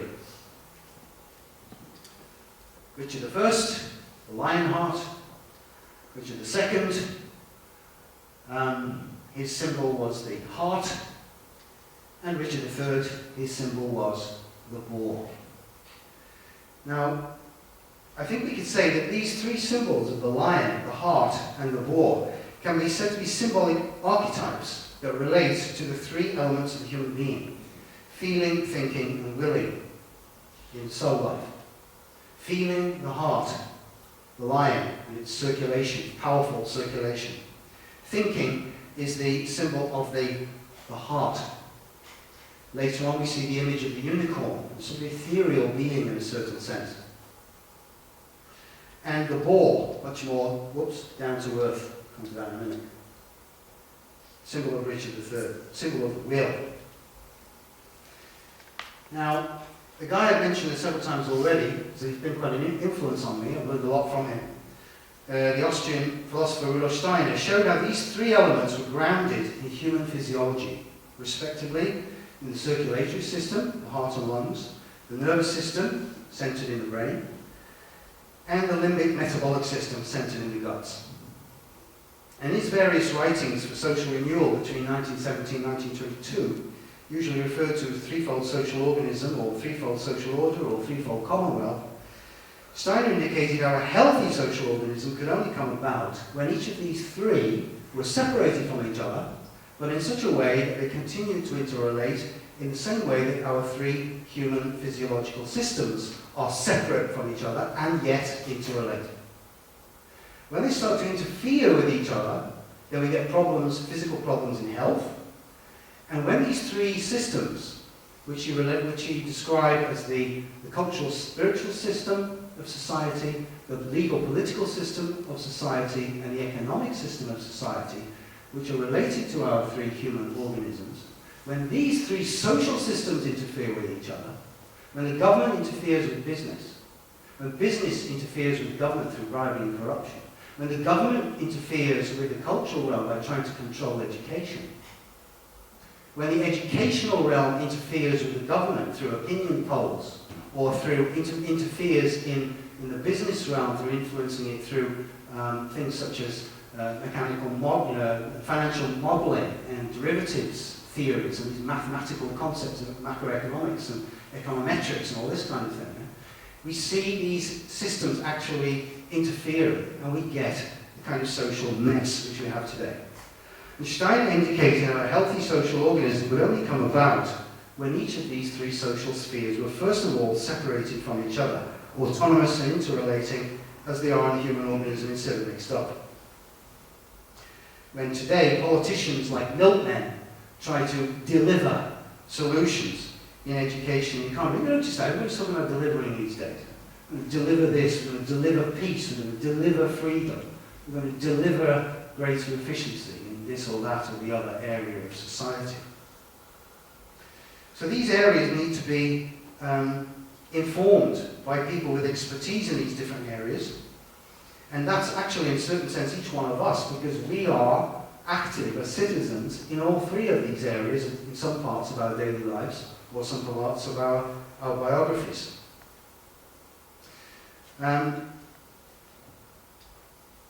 So they need to be disentangled, independent of each other, not interfering but interrelating. And Steiner was arguing basically that this would be to think of society in terms of a truly human, something that is truly human, and not to be thinking of it, not to be thinking, for example, of our economics in terms of social Darwinism, in terms of big fish eat small fish, in terms of big animals eat small animals, big companies swallow up little companies. Yeah? Hostile takeovers, whether you like it or not. This is a model from the 19th century, Darwinism applied to society, which is then applied to our contemporary thinking today still. And he said, well, this is not appropriate for a truly healthy human organism. European society is not based on the unitary nation-state model. So Europe, which is not based on just a larger example of a nation-state, which is what's going on now, characterized by maximum state interference in the various sectors of social life. But if you had a kind of a threefold relationships between countries in Europe, then you have a real human model, which I think would best correspond to our real interests and aspirations today. Rights issues, the law and politics, would be left to local, regional and national assemblies and groups to determine in accordance with their own customs and inclinations. That means they're evolving over time, life of feeling. Politics is the life of feeling. Law is the intuitions of human beings based on feelings and imagination. Law and politics is the realm of drama, and drama is the realm of feeling. Economic issues can be determined by local economic associations of producers, distributors, and consumer groups linked to similar groups nationwide and continent-wide. Cultural life can be completely unbound by local, regional, and national bonds. Completely free, as it was in the Middle Ages, when artists, craftsmen, architects, and scholars moved freely everywhere. Of course, you'll say to me, yeah, but the church used to control everything. Okay, that's true. At least they used to try.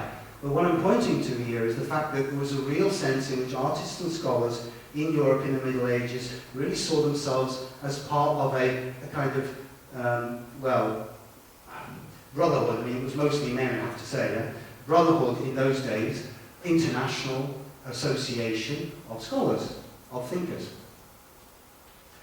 And not just thinkers who were urged by their government to put their minds only into the service of national interests.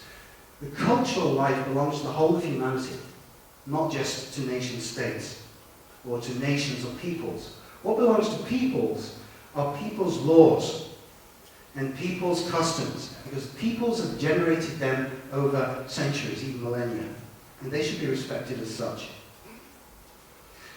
A truly Europe-wide, vigorously pluralistic cultural life would then develop, instead of the Anglo-American corporate-dominated media culture of mediocrity and sameness, which is so prevalent today, and which has replaced the mediocrity and sameness of communist culture in Eastern Europe. So, you know, we get the look-alike chain stores in all our towns and cities up and down Britain, the look-alike shopping malls, and so on.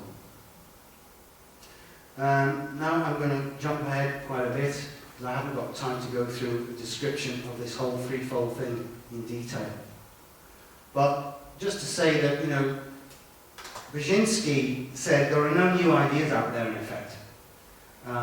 There are no new imaginations. And both he and Francis Fukuyama, who in 1989, you may remember, talks about the end of history, basically said, well, we've got it sorted now.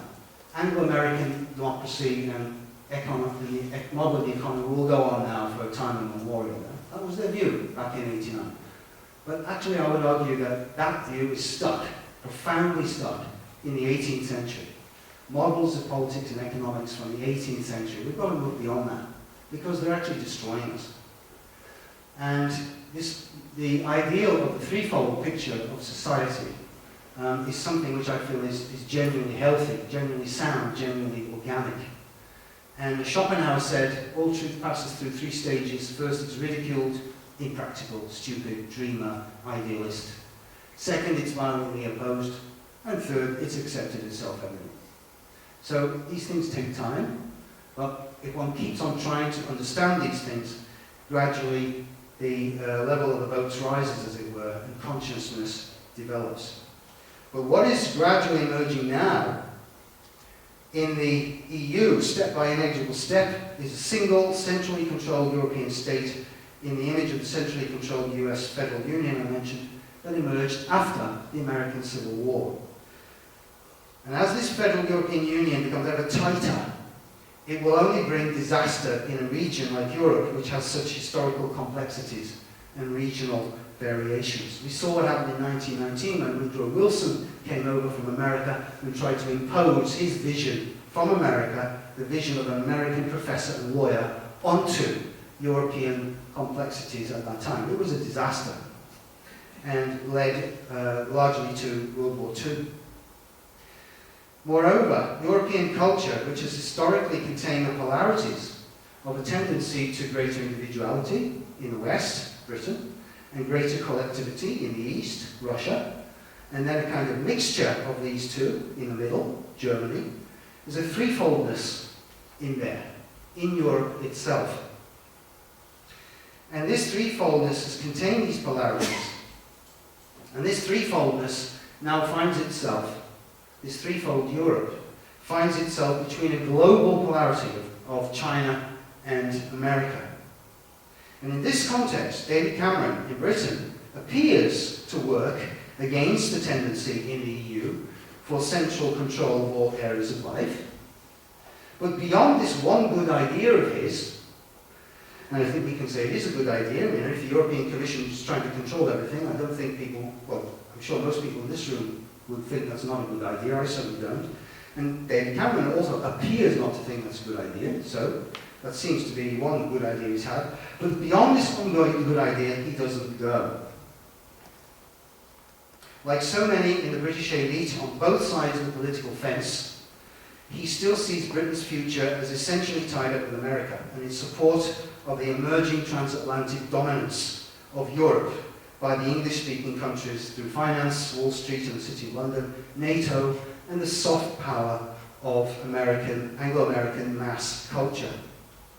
This Anglo-chauvinism is a view of the future that is still stuck in the imperial era, the age which is now actually passing. A worthier future for Europe would be as a threefold association of states in which each state would itself be threefold. It would be a Europe whose businesses collaborated in one sphere, economic life, production, distribution, consumption, where there was untrammeled freedom of the individual in the cultural life, but where there was equal respect for particularity and national autonomy in the third sphere, the sphere of law, rights, and political arrangements. Apart from Cameron's one good notion, which is his opposition to central political control over the economy, something which reflects the economic inclinations of the British people over the last 400 years. Apart from this, Cameron thinks no other fundamentally new ideas, but only urges the British people to pull together, as in 1940, because we are in the economic equivalent of war. And in this global race, you are either quick or you're dead. As if Britain were a single entity in which all of us must devote ourselves to a survival of the fittest economic competition against the billions of people in India and China. The last Labour Prime Minister, Gordon Brown, used to say essentially the same thing. Life as an economic sports meet. Is this a worthy image of the future for individuals in Britain or Europe? I think not. It's basically the 19th century concept of competition, dog eat dog, carried on, envisaged for centuries on into the future. And it will kill us, it will destroy us. After the death of Richard III and under the new Tudor dynasty, Britain inwardly withdrew from the continent and looked out over the oceans to enrich itself materially. This led eventually to the emergence of the British Empire and Britain's contribution, for both good and for ill, to a truly global consciousness. That growing consciousness is now a fact, a developing fact. But the threefoldness of Asia, Europe, and America has yet to be realized in a sound manner. Each of these three regions in the coming phase of the new epoch will need to relate to each other in a threefold way if they are to relate to the other two in a healthy and constructive fashion. But at the moment what we see is increasing fear, suspicion, and tension between America and China. And we see America trying to pull Europe towards itself in order to unite the West against China. We see America and Britain attempting to do the same with India, to draw India back into the Raj, if you will, back into the Western orbit, again with opposition to China in mind. This is going in a really unhealthy direction, decades into the 21st century. If I think about my granddaughter, who's now 6 months old, and my son, who's 25, you know, what's coming towards them in the next couple of decades? Think of the history of Europe in, say, 1890, when already in the 1890s, people in the English-speaking world were envisaging World War I, were envisaging communism in Russia. So, after 1485, England took the fruits of its historical experience as a member of European Christendom out into the world. And we tend to forget, you know, because the media and our education system focuses so much on the Tudors or the Nazis, that we tend to forget there was an England sometimes before Henry VIII. But actually, there was the England of Alfred, there was the England of the Celts, there was the England of the Neolithic peoples who built Stonehenge. All of that is our heritage, not just imperial England from the time of Henry VIII, Elizabeth I, the Georges, Victoria, and so on. That's what they want us to focus on, the imperial England, the dog-eat-dog England, the top dog England, the military England. That's where they want us to focus, the new Rome. And we have to decide whether we want to be the new Romans still, with that picture of the world in the future. I would argue that in a certain sense, given this threefold global perspective which is now before us, that in a certain sense, Britain, without losing itself, needs, having done what it's done in creating this global consciousness, needs in a certain sense to return to the continent which gave it birth, which is Europe, of which we are. We're not part of Africa, we're not part of America, we're not part of Asia. Europe is actually our continent. And without European civilization, English, British civilization cannot be conceived. In whatever field, art, sciences, crafts, you name it. Yeah? We tend to forget that. Particularly in the current economic environment, and because we see what's emerging over there in the European Union, and we sense, we smell almost, that is unhealthy, and that we don't want to be part of that, and that's right. But there's another possibility for a European future than that one, which is an old-fashioned totalitarian one. And so I would say that England needs to return to its mother, the continent of Europe, which gave it birth, so to speak. And it needs to bring the fruits of its experience in the world into the process of developing not a centralized superstate on the old model of the last 300 years, which is what the EU is becoming, but rather to help to birth a new kind of social organism, a healthy, three-folded European association of peoples, the Commonwealth of Europe, so that this Commonwealth can play its unique part in our threefold world. So, the three choices before us then are, I would say, this one, the wrong future, Europe as a monolith, Europe as tyrannical dictatorship. It might not seem like that too much at the moment, but step by inexorable step, that's where it's going. Or this one, back to the past, back to the age of bickering states. Now, some of you, I'm sure, are familiar with Alex Jones, yeah, on the internet. And what does Alex Jones say? Alex Jones, with his Texan will, he says, the answer to 1984 is 1776. Yeah? Probably some of you have heard him say that. It isn't. The answer to 1984 is not to go back to the 18th century, whether you're Alex Jones or Ron Paul or whoever you are. The answer to 1984 is 2013. It's right here and now in our intuitions and imagination today. Not to go back to American legalism and constitutionalism from the 18th century, but rather, what can we imagine as a human future for us and our children on into the 21st century? So that's the second one, going back to what things as they were before. So actually no change. This is never possible. And whenever people try to do that, it never works out right in history. The real future, I would say, is the threefold Commonwealth of Europe, an association, a loose association of European states, which are relating to each other in a new form of economics, which is not based on selfishness, but based on what is really at the basis of economic life, which is cooperation.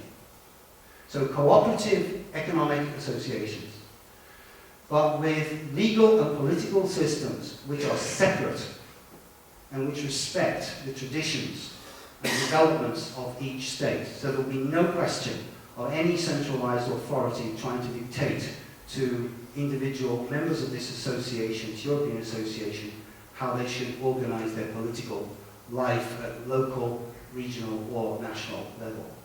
And then in the cultural, spiritual area, that should be open to Europe. Sorry, to the whole of Europe, yeah? For the whole of Europe. So on the question, for example, of something like immigration, that's a political, legal question. And it's up to each country to decide for itself what levels of immigration it can sustain. And if that country feels that its immigration levels, it cannot sustain high immigration levels, then it should not be forced to do so. But at the moment, the members of the European Union are being forced to do that because of economic imperatives. And in a healthy threefold social organism, that would not happen, because economic imperatives should not determine political ones. So I think I've come to an end, and I'd like to thank you very much for your patience, and I'm open to any questions if we've got time for questions. We've got time for questions, Rob? Yeah? Thank you.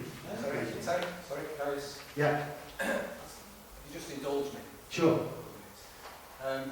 First off, in the first part of your presentation, you alluded to the expulsion of the Jews. Yeah. Without actually going into any great depth of why that work was ever beneficial or not beneficial. If you look into history, you'll see that the power elites, you mentioned Vikings taking over. Yeah. That was the tribe of Dan, which can be traced back to Sumeria, Babylon, and usurped Judaism in the 14th century. What I'm trying to get at is, how would these people expel their own? Okay, well, I have to say, Alex, straight out, I don't accept that view. What you're describing is the British Israel thesis. The British Israel thesis is the view that the Anglo-Saxon Celtic peoples are the real Jews. They are the descendants of the 10 lost tribes who disappeared 12. in... Sorry? 12. No, 10. Oh, you 10 lost tribes, and then you've got the other 2 that remained in the Holy Land. Yeah? The tribe of Benjamin, the tribe of Manasseh. But the other 10 disappeared out of the Old Testament. And then, according to the British Israel thesis, which emerges in the early 19th century, it kind of wanders over somehow into Europe and merges with the Anglo-Saxon Celts. Now, what is that? What's working there? What's working is something which comes out of the Puritan tendencies within the English-speaking peoples going back to the Puritan Reformation. When the Puritans, a couple of things come together at that point. When the Puritans began to see themselves as the Israelites who had been kicked out of Egypt. Right? So they began to see themselves as the chosen people of God. And then when they were then they chose to go to America, they saw Europe as Egypt. So first the Catholic world was Egypt, and the Protestants were the Israelites. And then the state Anglican Church, James I, that was Egypt, and the Puritans went to America, and now we're the chosen people of God. Later on, you find even certain black groups in America begin to see the whites are Egypt, and we've got to come out of them. So it's a kind of a trope, this idea. But it emerges in Britain, particularly powerfully in the early 19th century, because precisely at that time, the British, having just defeated Napoleon, felt we're on top of the world now. The world is at our feet. How has this happened? We must be receiving God's providence. So that means we must be God's chosen people. Yeah, this is where I'm differing slightly, because we're talking about we. How do we differentiate between the people and this power elite who don't see themselves as us? We're just cattle with fodder. We didn't have an empire. When we had the empire, my ancestors were in pits. I'm sorry. Pits without shoes going up. You're absolutely right, Alex. I did make that point. Perhaps I should make it stronger. When I said, England started the 100 Years' War. That was the kings of England who spoke French. The Norman Viking kings of England who led the populace, who forced the populace to follow them to attack the French. So I'm with you on that. So all of this is done by our traditional, I mentioned the Cecils, they're just an example. Middle management, wow. Sorry? They're middle management. Who? Cecil Rhodes, Cecil Rhodes, I'm talking about the Cecils. Not Cecil Rhodes, the Cecil family. For example, the current head of the Cecil family is the 7th Marquess of Salisbury. Okay? He just happens to be the guy who led the campaign to maintain the 92 hereditary peers in 1999 when Tony Blair attempted to get rid of them. Viscount Cranborne. You look into him, he's got major oil interests in Burma. These are people who think globally, who are operative globally in economics, and who've been running this country for centuries, you see. Now, in that sense, yes, Cecil Rhodes is middle management. Cecil Rhodes is a guy, he's like Margaret Thatcher. He's a guy with will. He's a guy with imagination, right? We use him. And we use him to do a task for us at a certain point in our nation's history. And that's what our aristocracy and our ruling class did with him.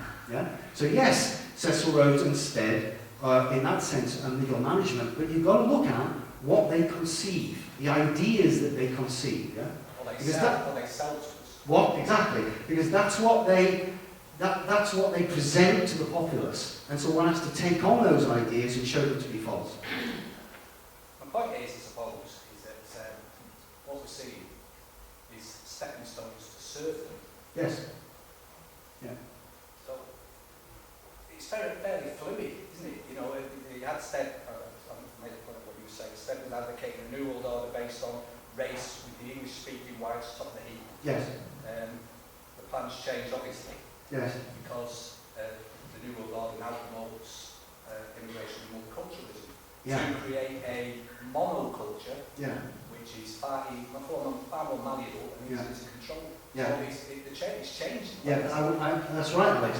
But I would say, you see, that, for example, if you've got somebody like Obama in, yeah, the point for these people is, Alfred Milner made the point. He said, I am a race patriot.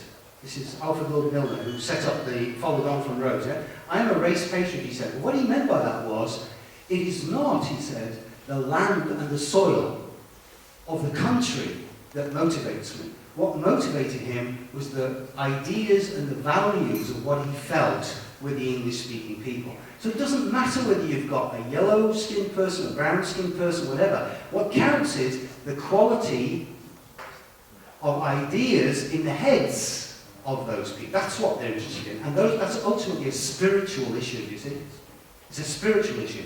What kind of ideas do the leaders have? Not what kind of physical outer garment are they wearing, whether they're a man or a woman, whether they're homosexual or heterosexual. But what kind of ideas? Are they materialist or not? And that, for me, comes down to the no.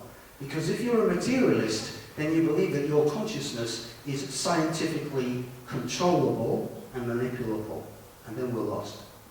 Because as soon as you start imagining that your consciousness is scientifically describable and controllable, humanity's finished.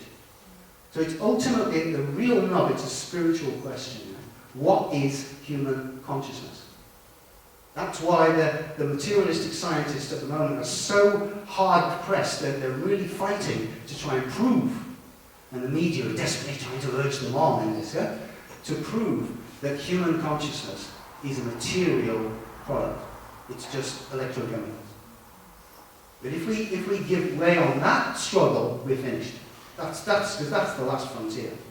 Not even any of what in a certain sense, what I've been saying is not the last frontier at all. Yeah, the New World Order isn't even the last frontier. The last frontier is what's inside this human being. What is the human being? That's the question. I'm sorry, I'm hogging this bit. Yeah. Just one last point. Sadly, you've given so much information. But I suppose my point is that, like I said, we're just seeing middle management play out an agenda, and we're reacting to it. Whereas the power elite, basically, I would say they're capitalists. They have no affiliation with any racial group, any nation. To them, it's just about return to serve. And the point is, once, going back to your first part of your presentation, when there was a period, perhaps not thinking of Merry England, yes, when we were controlled by this death cult to quite the extent. And it was a Merry England because apparently I was saying to one of the chaps earlier on, working people in the field said they had 40 up to 48 days off a year. Yeah. That's why it's called Merry England. That's true. Of course, the other side of that is the Catholic Church, and you say something we don't like, we burn you. That's the other side. So the Catholic Church gives us all these nice holidays. We can all get drunk on the national holidays, but you step out of line in your thoughts, you're dead. Any other question? Thank you for your questions, Alex. Huh? Sorry? We're in the fourth dimension now. This is all going to change. Sure. The fourth dimension. Well, yeah, we are, in the sense that we are time beings, right? There's new information coming in now. We're going to different days, aren't we? Yeah, I think many of us would say, well, that's happening, yes? Yeah. So this is all going to change. It's not going to stay exactly what you said. Well, yes, but there are many. The point is that these power elites don't actually, at bottom, they don't reckon with that. Because their fundamental philosophy is a materialist philosophy. And it's that materialism which is the basis of the serfdom which Alex has just mentioned. Because once you recognize that you are a materialist being, you become serf. They've got you. Well, it's going to be a more spiritual time, isn't it? Sorry? It's going to be a more spiritual time. Well, this is. I feel this is going to be the struggle of the 21st century. Yes, It's going to be a struggle of the 21st century in just even more dramatic way than the struggle between capitalism and communism of the 20th century. We're going to see that we will be forced, that if you don't subscribe to a certain materialistic view of the human being, if you don't vaccinate your children, if you subscribe to certain forms of medicine and so on, then you're just a lunatic who is a danger to the people. You're just an enemy, you become an enemy of the state. We're getting very close to that now. I'm sure some of you have seen what was being said over the measles outbreak, for example. That's the state of fear, we're not going down that road. Well, you may not be, sir, but the point is, the media are working overtime to make sure that a lot of the people do go down that road, and they've been doing that since mass newspapers were developed. We're not listening to the media. Do you think transhumanism? Yeah, I'm sure you're not listening to the media. A lot of people, I'm afraid, still are listening to the media. I want to change. Sorry, there's a question at the front here. Yeah? I've just talked about Stead before. Yeah. Was he on the Titanic? The question was W.T. Stead on the Titanic? You're quite right, he was indeed on the Titanic, and he died on the Titanic. Yeah, that's right. Or the Olympic, depending on the point of view. So do you think he could have been snuffed out? Do you think transhumanism? Well, that's a big question. Could he have been snuffed out? Are we going to take down that whole ship to snuff out? I don't think so. I don't think so. But I think possibly, that his occultic capacities of seeing the future were not obviously not as great as he imagined they were. Yes. Do you think transhumanism? Here it is. Here's the point. Sorry, would you speak up, sir? Transhumanism. Right. If anybody's familiar with it, but Yeah. this seems to be some sort of central tenet of the New World Order. Yeah. This is the big issue. Yeah. Transhumanism. I mean, look at this technology here. We've all got this technology going here, and we're all encouraged to get into technology and appreciate technology, right?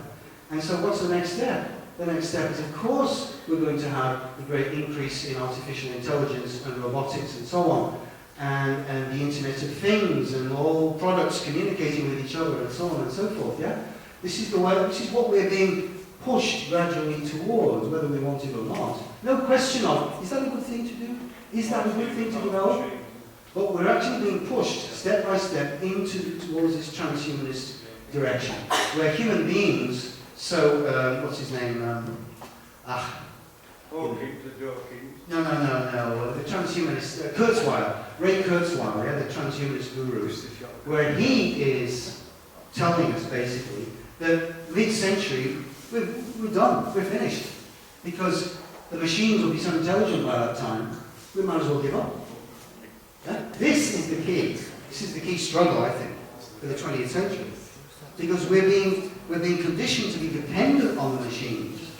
We're also being conditioned to think we are basically stupid and we're just, materialist mystics. I mean, what are you? You're just a bunch of electrochemicals. Where does that come from? Well, your physical problems are due to your parents, and those are due to their parents, and so on and so on. Where does that end up? Nowhere. The one that we're clapping down on sort of religion as well, isn't it? Yeah. So it's a philosophy which, if you really start to look into it, then you realise it doesn't actually stand on any legs. But I think this is the key struggle. The struggle is going to be for consciousness. What is a human being? That's going to be the key struggle. And they're going to tell us, a human being, you're either an animal or you're a machine. And either way we're going to get you. We're going to control you, because animals and machines can be controlled completely. Yes? Do you see spiritualism as some form of religion getting the spirit right, and in reality it teaches about the evolution that we're just chemicals? Yes. That's the battle. Yes. Anyway, I agree with a great deal of what you're saying now. Thank you. And I haven't been asleep, so you know. It's okay. I don't agree with anything you said, but when you come here, you can't see it because it's out. Sure. Yeah, you sat right to stage.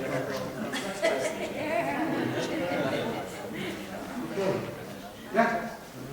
All I want to say is that, on a positive note, is that when there's lots of confusion about that, take it back to source. sense to me as an individual. What makes sense to me, if it's heartfelt, because the power is in myself, in my heart. Yeah. My heart is the power source. Everything else follows that.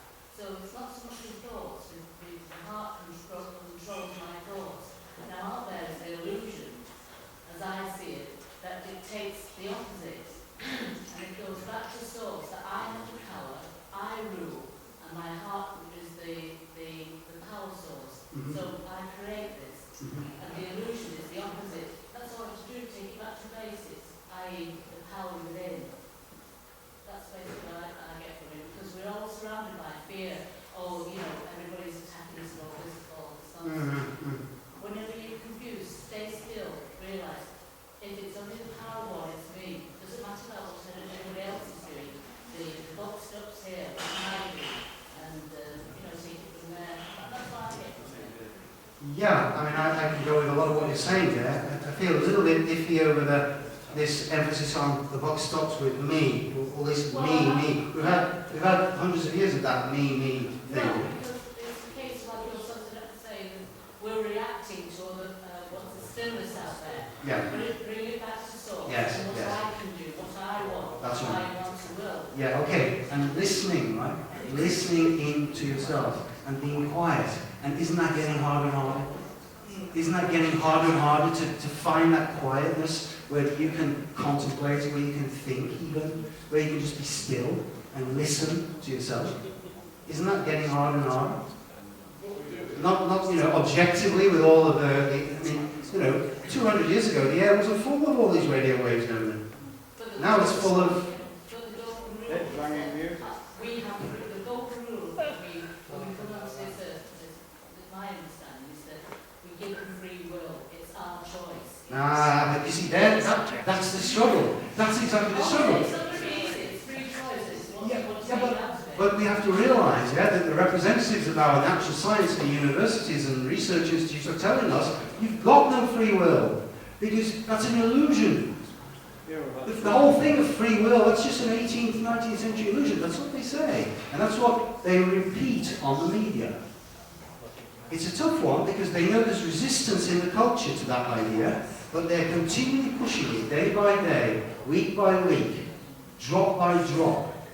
You have no free will. It doesn't resonate. If it's a lie, and that will resonate with yourself. If somebody's telling you a lie, it doesn't make sense, it doesn't resonate with you, go with what you feel. I'm completely with you, but you must surely recognise, I'm sure many people in this room will recognise, why is it that many people who've had, for example, spiritual experiences or experiences of other realities or whatever, why is it that they haven't spoken out about them? Because often they're afraid of ridicule. Yeah? It's maybe less now than it was, say, 20, 30 years ago, but for a long time, people have been afraid to share these kind of experiences in public. And why? Because they know that our society is as controlled today by our cardinals of natural science as it was in the Catholic medieval time. They control the thought atmosphere, and we're in a kind of an occult prison of thoughts. And if you try and get out of that occult prison by saying, well, actually, the other day or the other night, I had this incredible experience, and ridicule, fear, scorn, idiot, dreamer. Yeah? And they don't. And that's a thought world, you see. And we have to realise that. We've got to take that on and challenge it. So where does that come from? And show that it's actually a chimera, there's nothing to it. And see what understand our story. I mean, this is the purpose of history for me. To understand why we are like we are. It's our building blocks. Yeah. For me to speak out like this is Yeah. no big deal, but what you do, own your space, own your life, own your truth, because it doesn't matter what other people think, it's what you think and what you want to live with and be remembered for. I'm completely with you. Personally, I wouldn't use the word own. I'm tired of talking about ownership and possession. I would like to put that word aside and find another word to say exactly what you're saying. But yeah, I think I agree with you very much. Yeah. I can see that, that this manipulation going on, and it really truly is a battle constantly. And I think that this time now is like a choice point. in that and where to go and what you listen. But how much is that? You've spoken about America being the rigid and China being the fluid, the yin, the yang and all that. How much do the natural cycles of time have to play in this and how much can be sort of manipulated? Because things go round cyclically, don't they? I mean, the light comes before the dark, days roll by night, it cycles in everything. So how much, to what extent can we be manipulated to go down the wrong route without light naturally coming around again? When I say light, they're more spiritual. As I understand the question, the lady's question, it's within this sort of east-west yin-yang, as you put it, right? Yeah. Within this sort of natural cycle of the whole materialism, spiritualism. yeah, how far is it, you're asking how far can we avoid this manipulation within this context? Yeah, because the world seems to, the whole history of the world, from what I've read, going back to what you were talking about, it seems to have been a cyclical thing where, I mean, if you go back thousands with the golden age and things like that, it seems to be cyclical. How much can they manipulate and how much is this golden age going to come round again, whether the ruling elite and the greedy and the materialistic want it that way? How much can that, you know, can I get on? Yeah, okay. I think if you think of a figure of 8, right? In a figure of 8, you come to a centre point. There's a point there. Yeah. If you think of Asia, for example, just to take Asia as an example, yeah? The whole development of Asia is marked, I mean it's incredibly complicated of course, but it's marked in a certain sense by a sense that the individual is not so important. The community is important. Yeah? I spent 10 years in Japan, so I know something about that. The community is important. And then you come to this point, and there's a crossing point, and you come to, well, let's say, somewhere in the US, say New York. Think of New York. I talked about the culture of deathliness. I mean, as far as I'm concerned, that's the architecture of death, New York. Well, but there's individuality, as it were. Self-centered. Right? Now, that, to my mind, is a little bit like the teenager. Okay? So we've all been children. We all know what it's like to depend on our parents. We're brought up by our parents and our teachers and our religious figures or whoever, yeah? Authority figures. And we look up to them. And that's fine. But then, gradually we go through puberty. And then we come to teenagers, and then there's rebellion. And then I want to think for myself. Yeah? Self-assertion. Individualism. Insulation. Right? This is all natural. This is all how it should be. Right? You've got to think for yourself. You've got to say, sorry mum and dad, I want to go my own way now, right? That's dangerous. It's necessary, but it's dangerous. And at that danger point, the young person can be pushed into drugs, into crime, into political violence, into fanaticism, into all kinds of things, yeah? And lose his or her balance. And that danger point of where we're at a point of individuals, and think of the Indian middle classes right now, Bombay. All those young things, you know, computer scientists grooving in the discotheques of India, yeah? They're leaving behind the caste system, the Buddhism, the Hinduism, all of this, yeah? They just want to hang out, they want to rock and roll like the Western people do. What does that mean? It means they're going to enter into that self point, that alienation point. They're going to go through that, right? And we're all at that at a certain point, right? That's the danger point. And I'm saying, historically, we also have the possibility, which that lady was intimating, which we move beyond that, yeah? First of all, by looking inside ourselves. But if you're always focused on your iPod or your iPad, you're not going to look inside yourself. We don't have that tradition even in the West of looking inside ourselves. Meditation, contemplation. It's only for specialists, Catholic monks and nuns, yeah? We're slowly starting to rediscover that now. But you've got to look inside. Who am I? What's inside here? Where do I come from? My thought life. Observe your thought life. Yeah? We're only just starting to do that now. So I guess what I'm saying is we've completed one curve of the 8, so to speak. We're at the point of the 8.